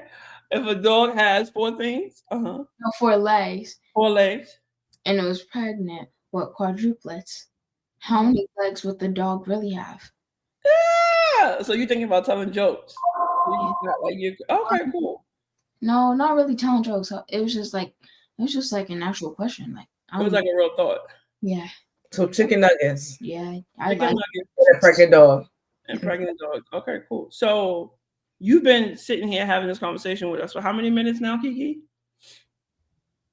I wasn't keeping count. I I feel think like it's 15. about 15 minutes. Okay. So are you at your capacity for conversation at this point? no, No. Okay. So what else would you like to discuss? um how to say no. Oh yes. Okay. Okay, cool. Oh, So Bailey just joined. My niece, Bailey, in Miami. oh, hi Bailey. Oh, So so when you say how to say no, what are you referring to specifically? Is, like huh? like talking about like how to say no in like respectful ways.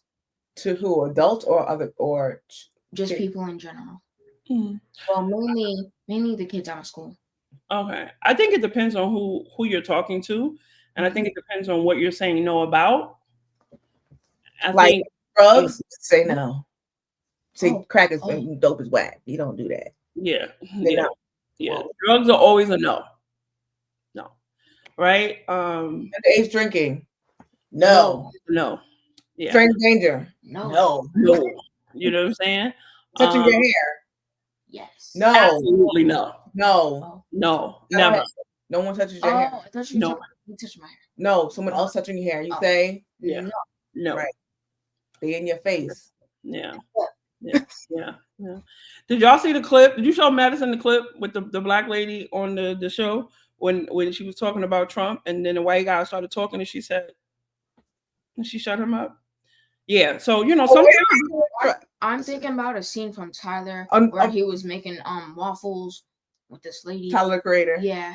And she kept cutting them off, and he said, "Wait, I'm not finished yet." Mm. So quick note, big sis Deshauna came over to my live. She said, I came over here, Kiyoshi, because I've been on Jazz Live the whole time. It seems like you're not seeing me. So she wanted to say hi to Madison. I can't see Jasmine's comments. So if you want to say something to me, and Jasmine's always check her comments. So I'm a little more active in the comment section. Deshauna. Why you gotta include me in that? I'm talking to the people this time. She said, I've been on Jasmine's live the whole time. And I've been talking to her. I've been answering her. Maybe she was saying, gotcha. Okay, so she wanted to say hi to Madison. Auntie trying to say hi. Hi. Okay. You're not Okay. Go ahead. Listen. So so how to say no? If someone asks you, if someone's like peer pressuring you to like do something that you don't really want to do, you say, I don't really want to do that, but I thank you for your offer. Bam. Bam, you said? Bam. Bam. Let me ask you a question. Energy's real different on this podcast. Let me ask you a question. Are you comfortable with saying, I don't want to do that and I don't appreciate the offer? You like that one? Way of saying that. Like I think you should add that part. I don't appreciate you inviting me to do something. like this?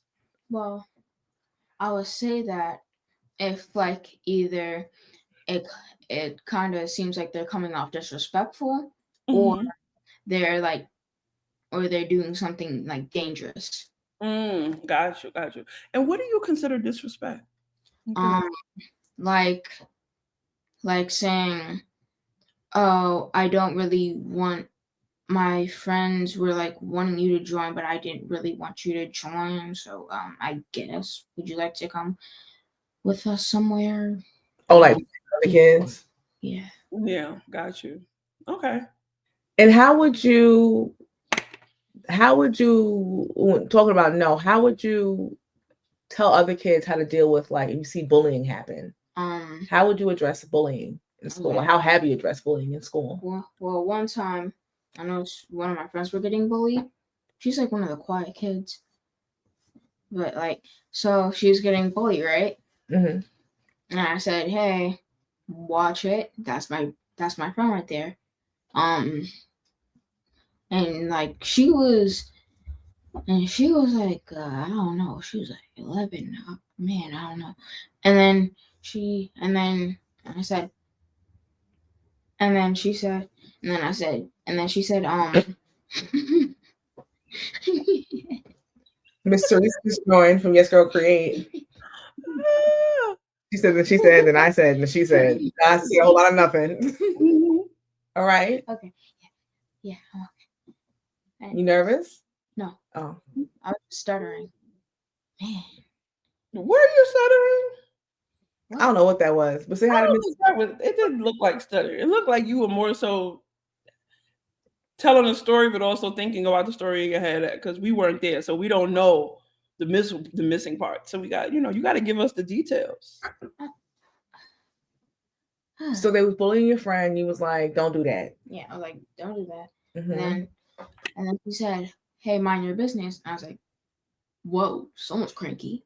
And then she said, "I'm not cranky. I just feel like bullying someone." I was like,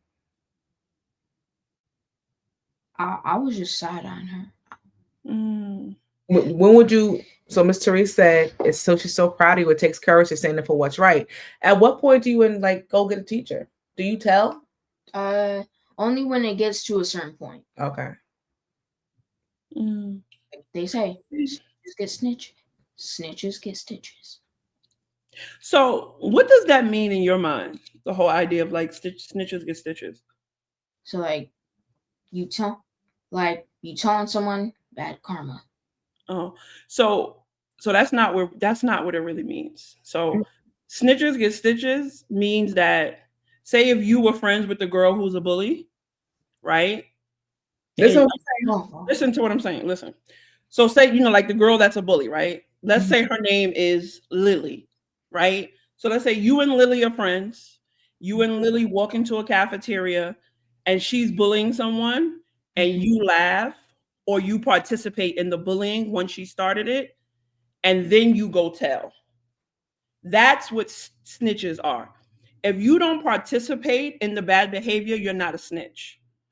You're a concerned citizen. There's a very different thing. Snitching is when you participate in the bad behavior and then you go tell because you don't want to get in trouble after you've already participated in something that was bad. So if you see something that's bad and you tell, that's not snitching. Yeah. So, So And Yes Girl Creates said bullies need an outlet. Never be afraid to bring an adult into a conversation that does not feel right. Yeah. So if you never not sure how to handle something, find a trusted adult that like a Miss Rodriguez or myself or one of your many aunties. Have that conversation and help you navigate that. Yeah. Mm-hmm. Oh. Well, it was great having you on today. Oh, she's not done. Is there anything else you want to talk about, Madison? Check points. Checking the points. Because we gotta Sleep. We should talk about life. Lastly, we should. Okay, cool. Because there's a couple adult things that I want to talk about with your mother, but after you leave, so we're gonna. So, what do you want to talk about in regards to life? The floor. Well, like if you're on social media right? Mhm. Don't post your business, because then because like when you have problems with your family, Mhm. they'll probably see, or people will say that you're wrong, and that'll just like build up the problem. Or if your family members see, they'll say like, oh, why'd you post that? That's none of their business. Mhm. That's family business. I like. Okay, I like that. So, do you have a checklist for what you think is appropriate for social media? Yeah, Can you work? Can you have one already, or like, can you build one? I I would can love. I can make up one right now. Okay, cool. So On the I spot, think. she said you do it on the spot. Okay, so give me some examples because I'm curious. Things that are appropriate is like how do I say, like dances. Well, Mhm. dances. Yeah. Mhm. And things are inappropriate are like like um telling someone's business Good. without, Like something that's private, something yeah, that people wouldn't know unless someone else tells it. yeah, Okay. or something I would say appropriate is like, well, something I'd say in the middle really is in the middle is like, because I don't know, like calling out a brand. Because like it may seem Mhm. disrespectful, but but on the downside, it may seem disrespectful. But then on the other side, it's just like you're trying to give them feedback to have Mm. better, You because they know feel what? the wrong way. Let me write this down. Feedback. You hold them accountable. Mm. The Yeah, downside, okay, okay. I like Mm. the word you're I using. like. I love it. I love that. So share. So when we say dancing, we're talking about like things that are fun, things that are like Like trendy. enjoyable, things that like people are sharing, stuff like that. Like dance. You know.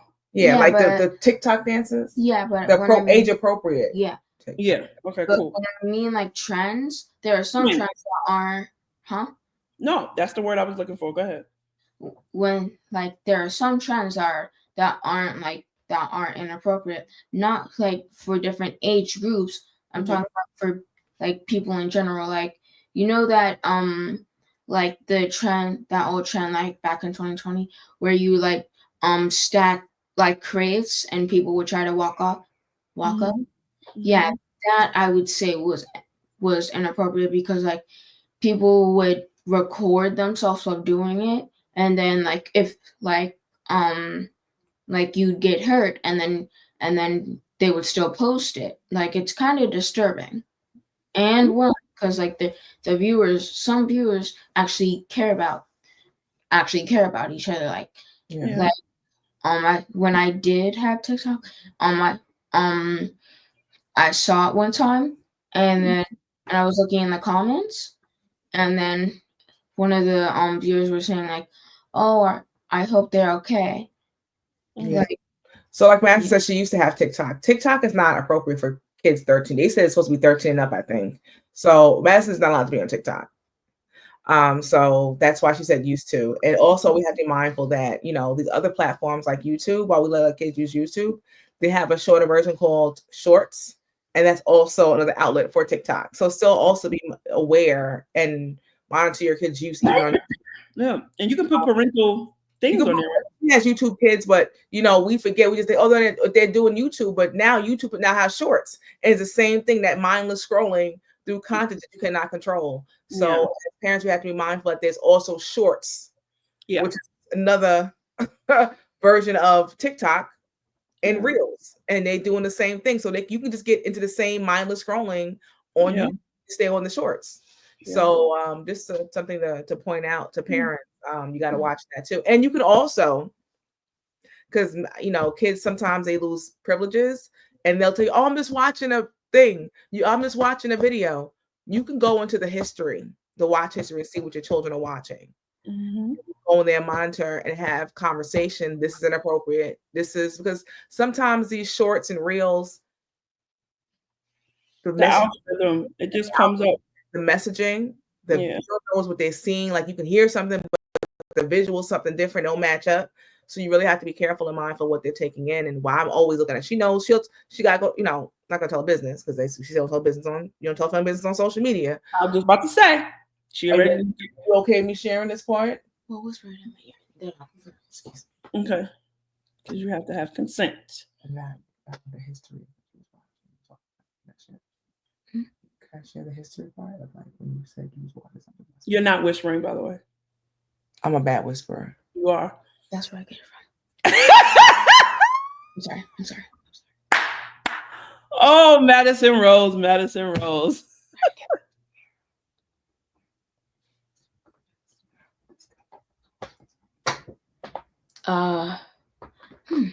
Don't take too long.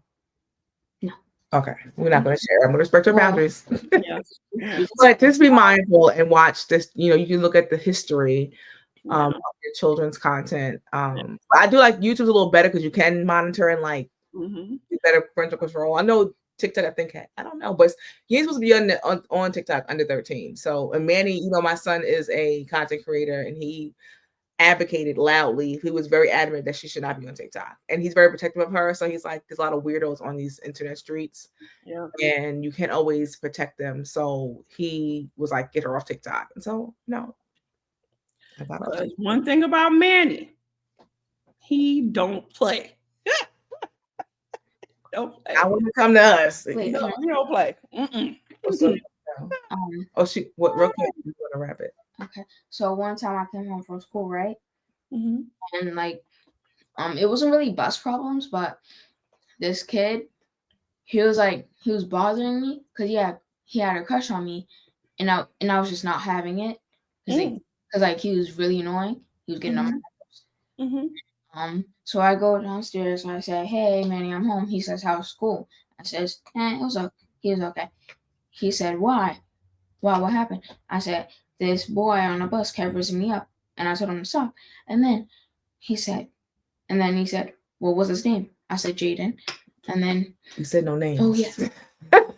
I didn't reveal a lot of people with that name. Okay. And then he said, "Well, you tell him leave my little sister alone, or we gonna have some problems." I said, and then I come home the next day. He says, and then I said, "I'm home." He says, "Was it better?" I said, "Nah." He said, "Next time it happened, I'm gonna come down to that school, and I'm gonna have a talk with him." So you say he was rizzing you? Yeah. What's rizzing? Like, it's where you're like it's another way of saying like pickup lines. Jesus. But it's just like there's newer versions. Well, there's one that people still use in my class. It's, oh man, I never thought I'd be saying this. Are you from Tennessee? Because you're the only Tennessee. Okay. Are you from Tennessee? Because you're the only 10. Tennessee. This summer. You know what? Okay, so I'm gonna save my commentary for when Maddie's gone, because my commentary is a little bit adult. Madison. Yeah. Madison, I just want to say thank you. You have been a great guest. I look forward to having you on, in season 2. Yeah, thank you. Thanks, Lulu and Maddie, for joining us for being our special guest today. Yeah. We appreciate you. Oh, one last thing. Baby Lulu is her government name. Okay. Her stage name is Natasha. Is what? It's Natasha. Okay, so I'm gonna make a note. We're gonna get back to Natasha season 2, but I appreciate you for sharing her both.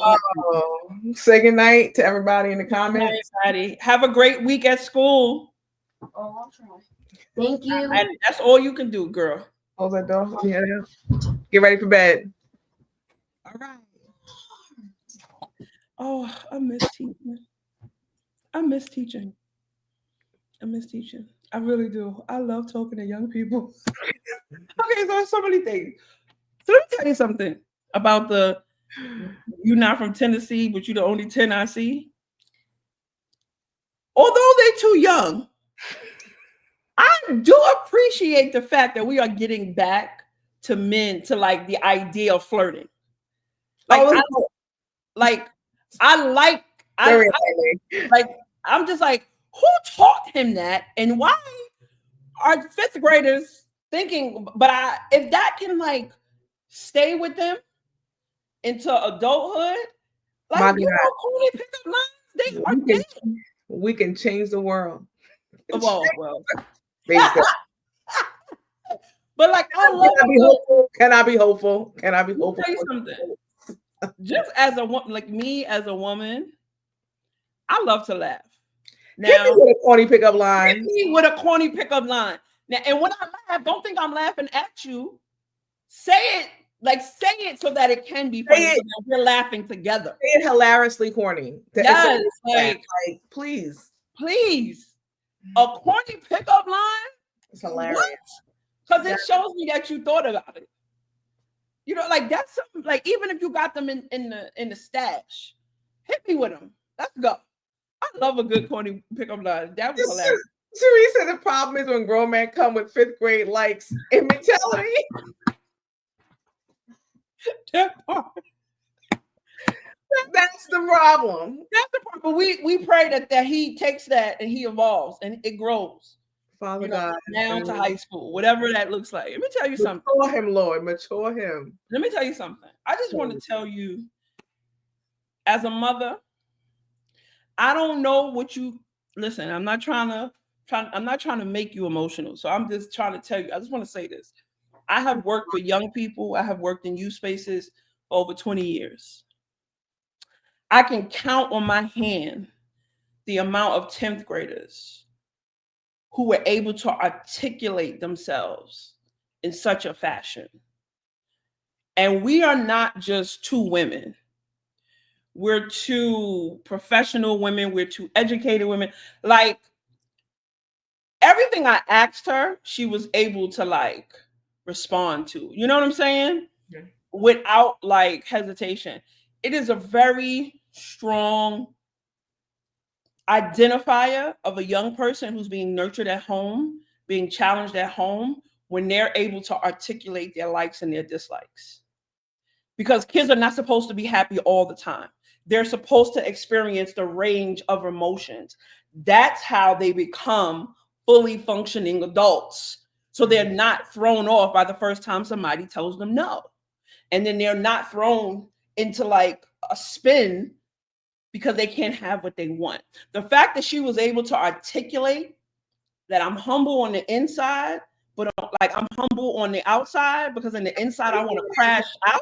Do you know how many grown people don't have that awareness? Listen, I could give you examples for 20 years of working with youth. It is a very, very rare thing. And I know like a lot of people nowadays like, oh, these young people, they talk too slick and da, da, da. Let me tell you something. You want to keep your kids safe? Teach them everything they need to know and then show them how to navigate it. Absolutely. Because it will keep them safe. To your point, like you said, like learning how to be not only to say no, but to hear no. And we have those conversations. And I hold her very much accountable when because kids are going to do what kids do. Mm-hmm. Kids, Master's going to do the things. She does the things like every kid does. Mm-hmm. I talk to her and I have many will tell you, I will talk you to no end. Listen here.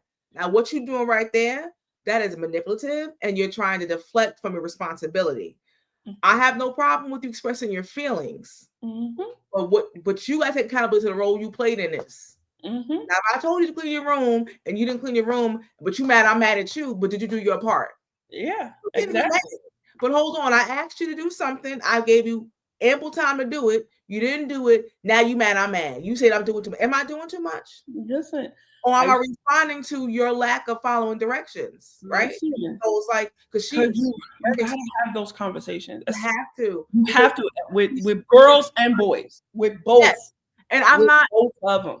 I don't sugarcoat my kids because you don't want to know why? Because the world ain't gonna sugarcoat with you. No, so you gotta hear I'm gonna give it to them tough here and tough not in the sense of being disrespectful, breaking their spirit, but I'm being straightforward with them so they know what it takes, so they can take.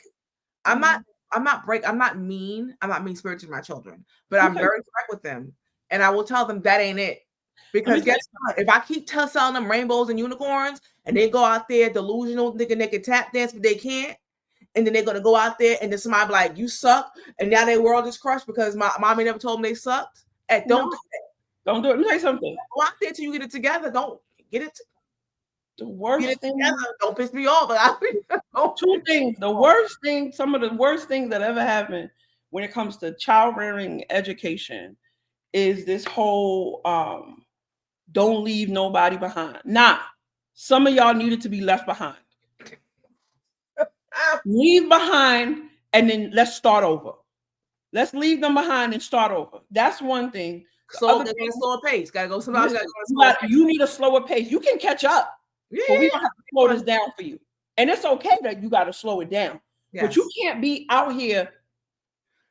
You moving slower or not moving at all, but you trying to activate in a world that's moving fast. They're always going to be in conflict, and it's sad because people don't realize that your kid becomes who they are. I can't remember all the data, but I want to say between 6 and 7 and 10. Who they are at their core, how they see the world, how they communicate, how they do all those things happens at that stage. Everything else that they learn is like, they develop other skills and they tap into resources and tools. But there's a part of them at their core that has already been developed. And if you think about the connection when we talk about people going to therapy, they always talk about your inner child. And if you look at it, most people who go to therapy and they talk about some of the things that really, really impacted them as a child, it's things that happened between like 6 and 10, right? Because a part of their spirit wasn't developed or it was broken. And one of the most important sections of your kids' development is that section. And don't wait until they're 4 and 5 to start talking about discipline and no, because you got to let them roam, but you got to reel them in. And then the last thing is participation awards, because life don't give out participation awards. You either did well or you didn't. And if you didn't do well this time, guess what? You can go back and do it again, because that's how life works sometimes. Yeah, one time Madison pulled out her recorder and played it, and I laughed. I said, "What was that?" Somebody was like, "You gotta listen. You gotta go back to the drawing board. That was trash. Don't do that. You gotta go back to the drawing board. No. Well, you gotta be careful how you talk. Listen, my kids know I celebrate them just as loud. Listen, but don't come up here doing all that if you ain't. Gotta have order. Listen, order. One thing about Madison, she is fully in her glory, and she's gonna take every opportunity to tell you how great she is and how great she is doing. And she does not need nobody to celebrate her. She said, "I look good today." I said, "You do. You do, girl." Listen, Madison has a bit of strong will. So I've never seen a kid like this. Like Manny, I was able to dress. I dressed Manny up until probably about 12, 13. Madison's 10. I've never been able to pick out a full outfit for her. She's always been like, since I've never seen anybody like this since she was little. Since she was like 1 or 2, she was like, "I'm not wearing that." Like literally straight up, "I'm not wearing that." I don't want to. With I was like, "Oh, well," like I could not put her in the frilly stuff. Maybe she was really, really young. She would like the frilly stuff afterwards. She's like, I'm not wearing that. Don't do earrings. It's not me. But one thing Michelle Obama says, like, it's our job to raise responsible humans. Like, I'm not here to tell them who they are. I'm here to cultivate a space to allow them to explore who they want to be. You know what I'm saying? And in exploration, you're going to be disappointed. You're going to be told no. You're going to be told to tighten up. And you're going to be told no probably way more than you're told yes. Listen, Manny will tell you. People think Manny comes to me. He'll come to me about a couple things. He was a content creator, he's an entrepreneur, and he'll say to me, "Mom, I need to give it to me straight." And I always say it. I said, "You're broke because you don't want it bad enough." This is how it's like. If you want money, go get it. If you want success, go get it. And I'll have this conversation, but he'll tell me, "Ma, I need that talk." Okay, what's going on? I said, "So what are you doing to get there?" Why? Okay, so you don't want it. What you mean? Well, if you want it bad enough, you're going to develop a plan. You're going to act out the plan and stay consistent. Yeah. I said, you don't have it because you don't want it.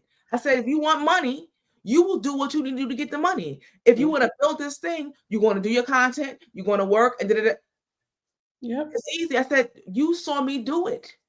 Yep. You was with me driving the buses. You was sitting in the backseat. I was delivering newspapers. And listen. I showed you the hustle. Listen. You don't have to hustle as hard as I do. And listen. I did. I don't do those things no more. Because I worked myself up to show you what it is to hustle to get to a point where I don't have to work. Yeah. If I want to, but I don't have to work 2-3 jobs. Yeah, no, absolutely. I do it if I want to, but I don't. I work 2-3 jobs. You saw that to see where I got to. You saw me work through college. You saw me work overnight. Now I'm in a corporate. You've seen that, so you know what it takes to get where we got to go, where you want to get. Yeah, listen, I there's a very fine line, and it's maybe not even fine. There's a gap between telling a kid you can do anything, and then telling them, hey, that thing you did, you need to go back to the drawing board. Yeah, when Manny came to me asking that he wanted to drop out of college, if I should have known the day of orientation. Well, Madison said, wait, before you go further, Madison said, be mindful of telling people business. So I just want to. This is fine. I'm okay with this.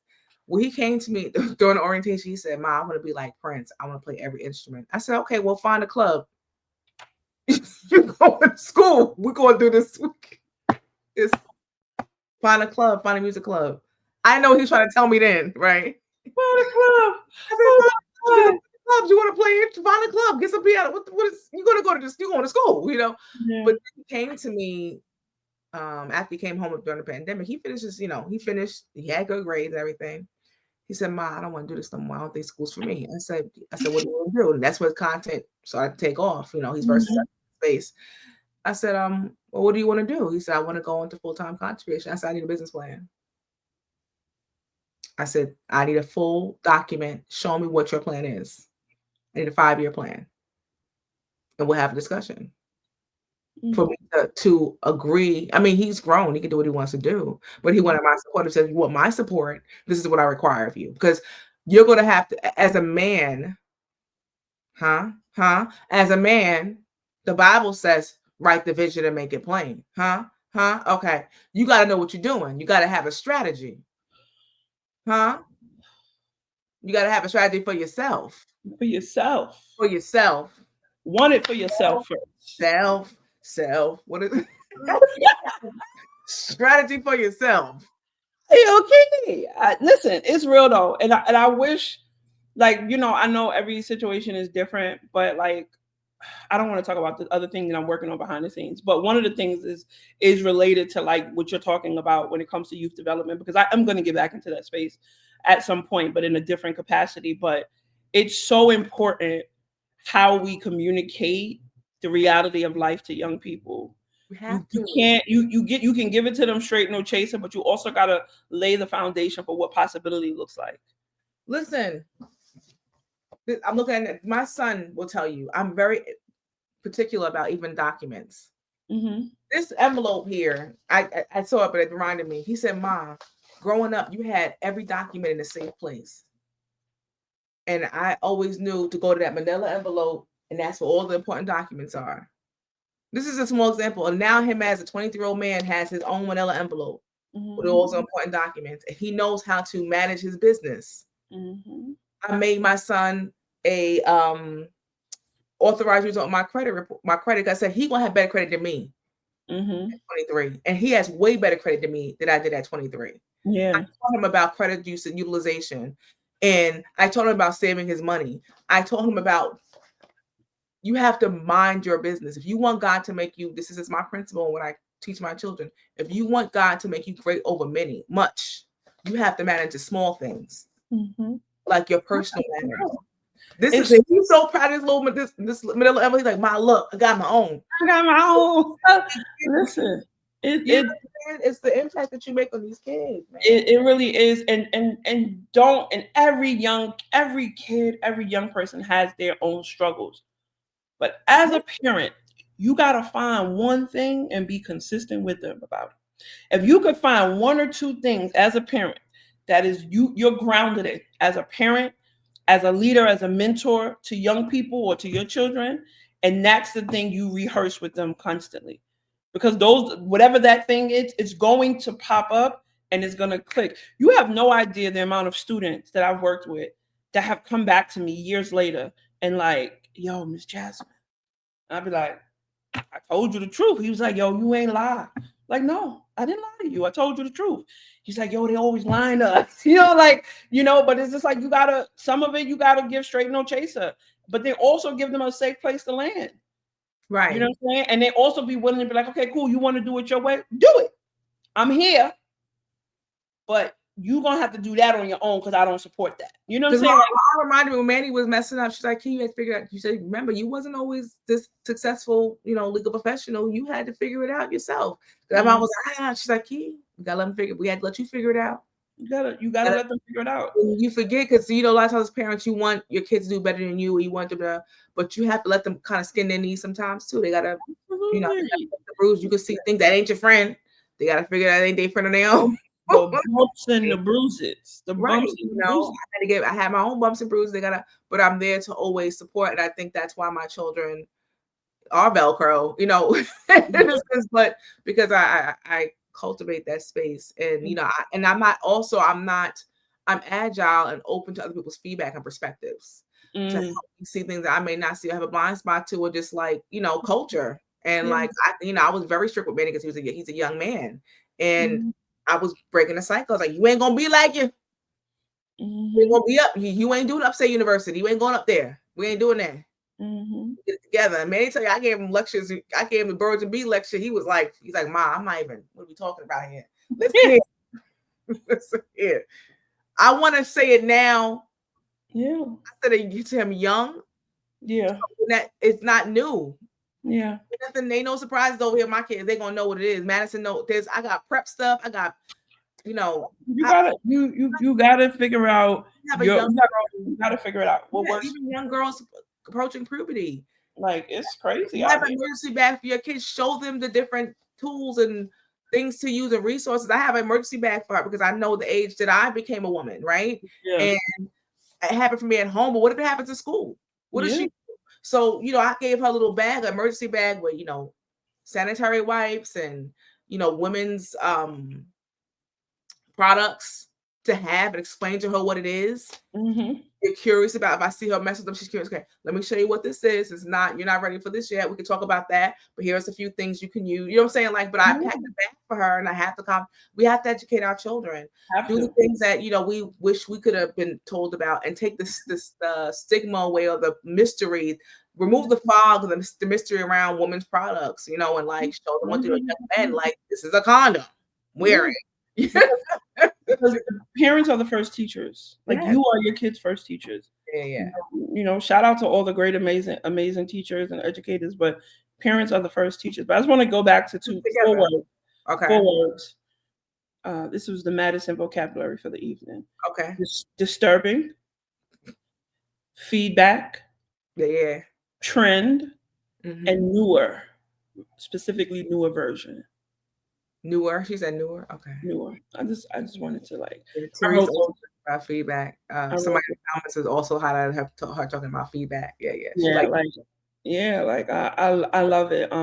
We talk. We use this in this household. We talk. Yeah, and it's funny. I've been talking because a lot of people in my family have recently had kids within the last 6-7 years. None of them are 6 yet. So I want to know. One of them, the oldest is 5. Yeah, 5. The oldest is 5. She'll be 6 this year. So my family, the oldest kid that has been born in the last, the oldest is 6, right? And I feel like Madison and the kids behind her, I feel like they're gonna be old souls. Manny, yeah. Well, Manny is a special kid. Manny is different. You know what I'm saying? But I do think we're getting back. There's something is gonna shift when it comes to getting back to some of those deep traditional values with holding as parents, holding yourself accountable. Yeah. And then figuring out, because I think we're seeing during the pandemic, working with youth who were formerly incarcerated, like there was such an uptick on violent offenses from youth. And Yeah. in those spaces, we consider youth anywhere from like 13, 14 to like 25. Okay. But in that age group, the amount of them that were like creating, like committing violence, it was like it skyrocketed. And for me, I was like, a lot of it came from just not having direction. Yeah. And then having nothing to do because everything was closed. Like Madison said, the kid was struggling on Zoom. So I was like all these different things, but I feel like a lot of people who are having children now, who have had children in the last 10 to like 12 years, they're noticing the shift. And I feel like I hear a lot of people talking about that more active parent. Like, yeah, I'm in the world, I'm working, my career means this, that, and the third, but I know I got to tap in with these kids. Yeah. Because I am their first teacher. And I'm not a PTA mom, so like you don't have to be a PTA. Like, because there's some parents, they wear this badge. I don't know shade to nobody who does a sports mom and PTA. I'm not that girl, but I hate PTA. I hate the PTA. So I'm not that girl. But you can still be active and present in your children's life at home and involved with their teachers and partner with their teachers. I don't like PTA. I have a desire to be a part of it. I don't blame you. Sports moms get on my nerves too. I made only one friend, that's Madison's best friend, and her mom. Like, I met her through cheerleading. I don't do because moms get on my nerves. I'm not one of the mommy moms. I'm not one of those girls. I don't want to know you. I don't want to get to know you. I don't want to be your friend. I'm smart. I do a fundraiser, but you don't feel guilty if you're not that kind of mom. There's other ways you can be impactful, like being present home, having conversations at home, talking to your teachers, advocating for your children and with your teachers, and letting them know, listen, I know my child. I know how she is. I know this is the things you have to look out for. Talk to me if this happens. Let me know. I have an open line of communication with all her teachers. They already switching classes now in 5th grade. They're trying this new thing. So she has 3 teachers. She's already preparing her for middle school. She's switching classes now. So I have an open line of communication. If she ain't what she's supposed to do, let me know. We can decide what the next steps are. But I also advocate. She's like, no, Ma, she was doing too much. Madison, she's like, Ma, no, she was on one today. That was not me. She had a bad attitude because she forgot her coffee at home. I'm like, okay. But they also model. She was very restrained today. I think it was a little nervous. She was a little calmer than I expected tonight. But I think it's just her nerves. But I think that's good though, because it goes back to knowing how to like navigate yourself in particular situations. Because based on what she shared, even though we know Madison to be like all up, what's up? You know what I'm saying? I also think that I think when she's doing that, that's more of her being performative. Yeah, that's totally. That's her being performative. She's definitely an actress. What you see? She definitely has. And I'm gonna tell you this now. If you ever talk to my child, she tell you a story. I give you full permission to say, "Not Madison." Much of that really happened. He's very creative. And how you redirect that instead of I'm calling him a liar. So I say, Madison, you're an amazing storyteller. You should probably get into selling, like marketing or sales, because you can tell stories. You know how to reel people in. So you redirect that energy just to show them how that could be positive. Sorry. I'm messing with you. How that can be positive. You're an amazing storyteller. But I can mother tell you, she told him one time, she came up here and told me our mother kicked her out. She said, Madison, you got one more time, I'm gonna kick you out. And I have it on video, and she told this story, and it was so believable. She remember my mother down to the T. I'm gonna say, McKee, I never said that. So listen, my child has an actor. I won't go, she has an active imagination. So I even tell teachers, once because Madison will tell you this elaborate story. You have characters and all the dialogue. You say, Madison. She writes elaborate stories. Yeah, I said, Madison, now I want you to tell me. First of all, she told the teacher. Somebody was in the military, somebody to get back to the military. And there was twins. I said, do me a favor. My child has a very active imagination. I said, when she finished telling you that story, I said, I'm Madison. She can't lie. She can't do it. Now, how much of that was really true? And she said, how much of that is real? No, but in this conversation today, she showed restraint and she was able to focus and so it just goes to show that she's fully aware. Yeah, she's maturing a lot because Madison, but she's also fully aware of when she's in like her performative state. You know what I mean? Like she's like, okay, I'm about to put on a show for y'all right now. And then right now, today was like, okay, we have to have a serious conversation. But she was still put on a show. There was a mixture of both. But she was just like, I'm giving you poised. I'm I'm giving giving, yeah, I'm like giving Madison Rose. yeah, she was in her bag. But yeah, I think that's dope. Yeah. But yeah, I appreciated that. I'm glad we did that. Oh, and don't let's just to let the people know, she has said she wanted to come on a podcast like weeks and weeks ago. And of course, and this is another thing that Kiki does. She always put it on me.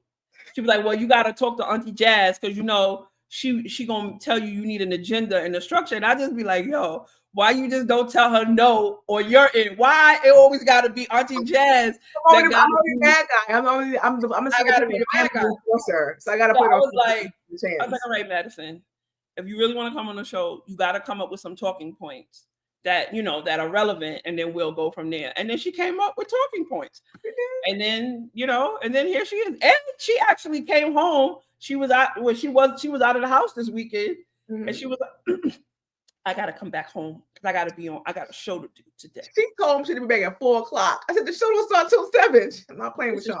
She needed to prep. Listen, Madison was started texting me at 9:00 this morning. Said, "Mom, you going to church? Come get me on your way." She wanted to ensure she was here, and when we got back, she said, "Well, we got 2 hours." I said, "Madison, I promise you." Listen, she was I will focused. text you when it's your time. She was focused. I appreciate that. I love it. I love it. So we have hit 2 hours, even though we said we wasn't. I don't know how we did it. We just gotta accept it. We have to accept it, Kiki. The path of resistance. The path of no resistance. No matter how much we tried, it never happened. We have tried to do an hour show. It never happened. We did a 3-hour show one time, and we was like, okay, we're not doing that no more. So now my body starts kind of being like, it's time for you to get up out this chair. Yeah, you gotta move around. About an hour and like 45 minutes. Yeah, something a little itchy. You know what I'm saying? We had like 2 something, and I'm hot. I don't know why I'm so hot right now. Like, and it's not like it's not like the descriptive menopause hot from the way you say, like, you seen that video with the lady, the steam coming out her head? Not like that. Yes. It's just like, I had that damn jacket on. This jacket is quite warm. It's not for this season. I won't be wearing that anytime soon. But yeah, I gotta go take this conditioner out my hair. Okay. Well, we thank y'all for joining us for week 11. And next week is our season finale. I don't know. We got something for y'all. I don't know. We're gonna figure it out this week. There's a couple people I would love to, make some appearances, but we got some friends that's doing some. They both, they both graduate students. They both in school. They don't really got a lot of time. Graduate students who? Both of them in school. When he was here, he said that he's in school. You're right. And so is she. So yeah. But what's happening right now? What's happening right now? Smart silence. Mm-hmm. Yeah. Well, thank you. We got a lot of friends doing some great new projects and stuff like that. I'm proud of y'all. Great things. Thank you all for being a part of the Heal with Love podcast. This has been episode 11, brought to you by StreamYard. And you guys wagon. Yeah. We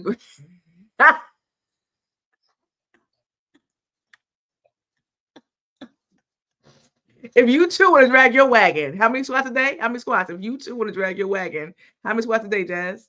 Minimum of 50. Let's do it. That's our challenge for this now. 50 squats a day so you can drag your wagon. So you can turn on the stove. Start small, though. If you don't do squats often, start light. Maybe start with like 10 to 20 because it will hurt, especially if you're a commuter and you take the train and you're going to have a hard time getting up them stairs and stuff. All right. Well, they have elevators now, escalators now. We've evolved. Yeah, I mean, they had them when I was there, but it depends. Well, I'm talking about Grand Central. I'm not talking about okay. You're not Long Island Railroad. You ain't talking about I'm thinking Subway. You talking about? Oh yeah, no, we ain't doing that. I'm thinking Subway, but I never do a Subway elevator. Like that's these things. Yeah. But Well, y'all have a great week.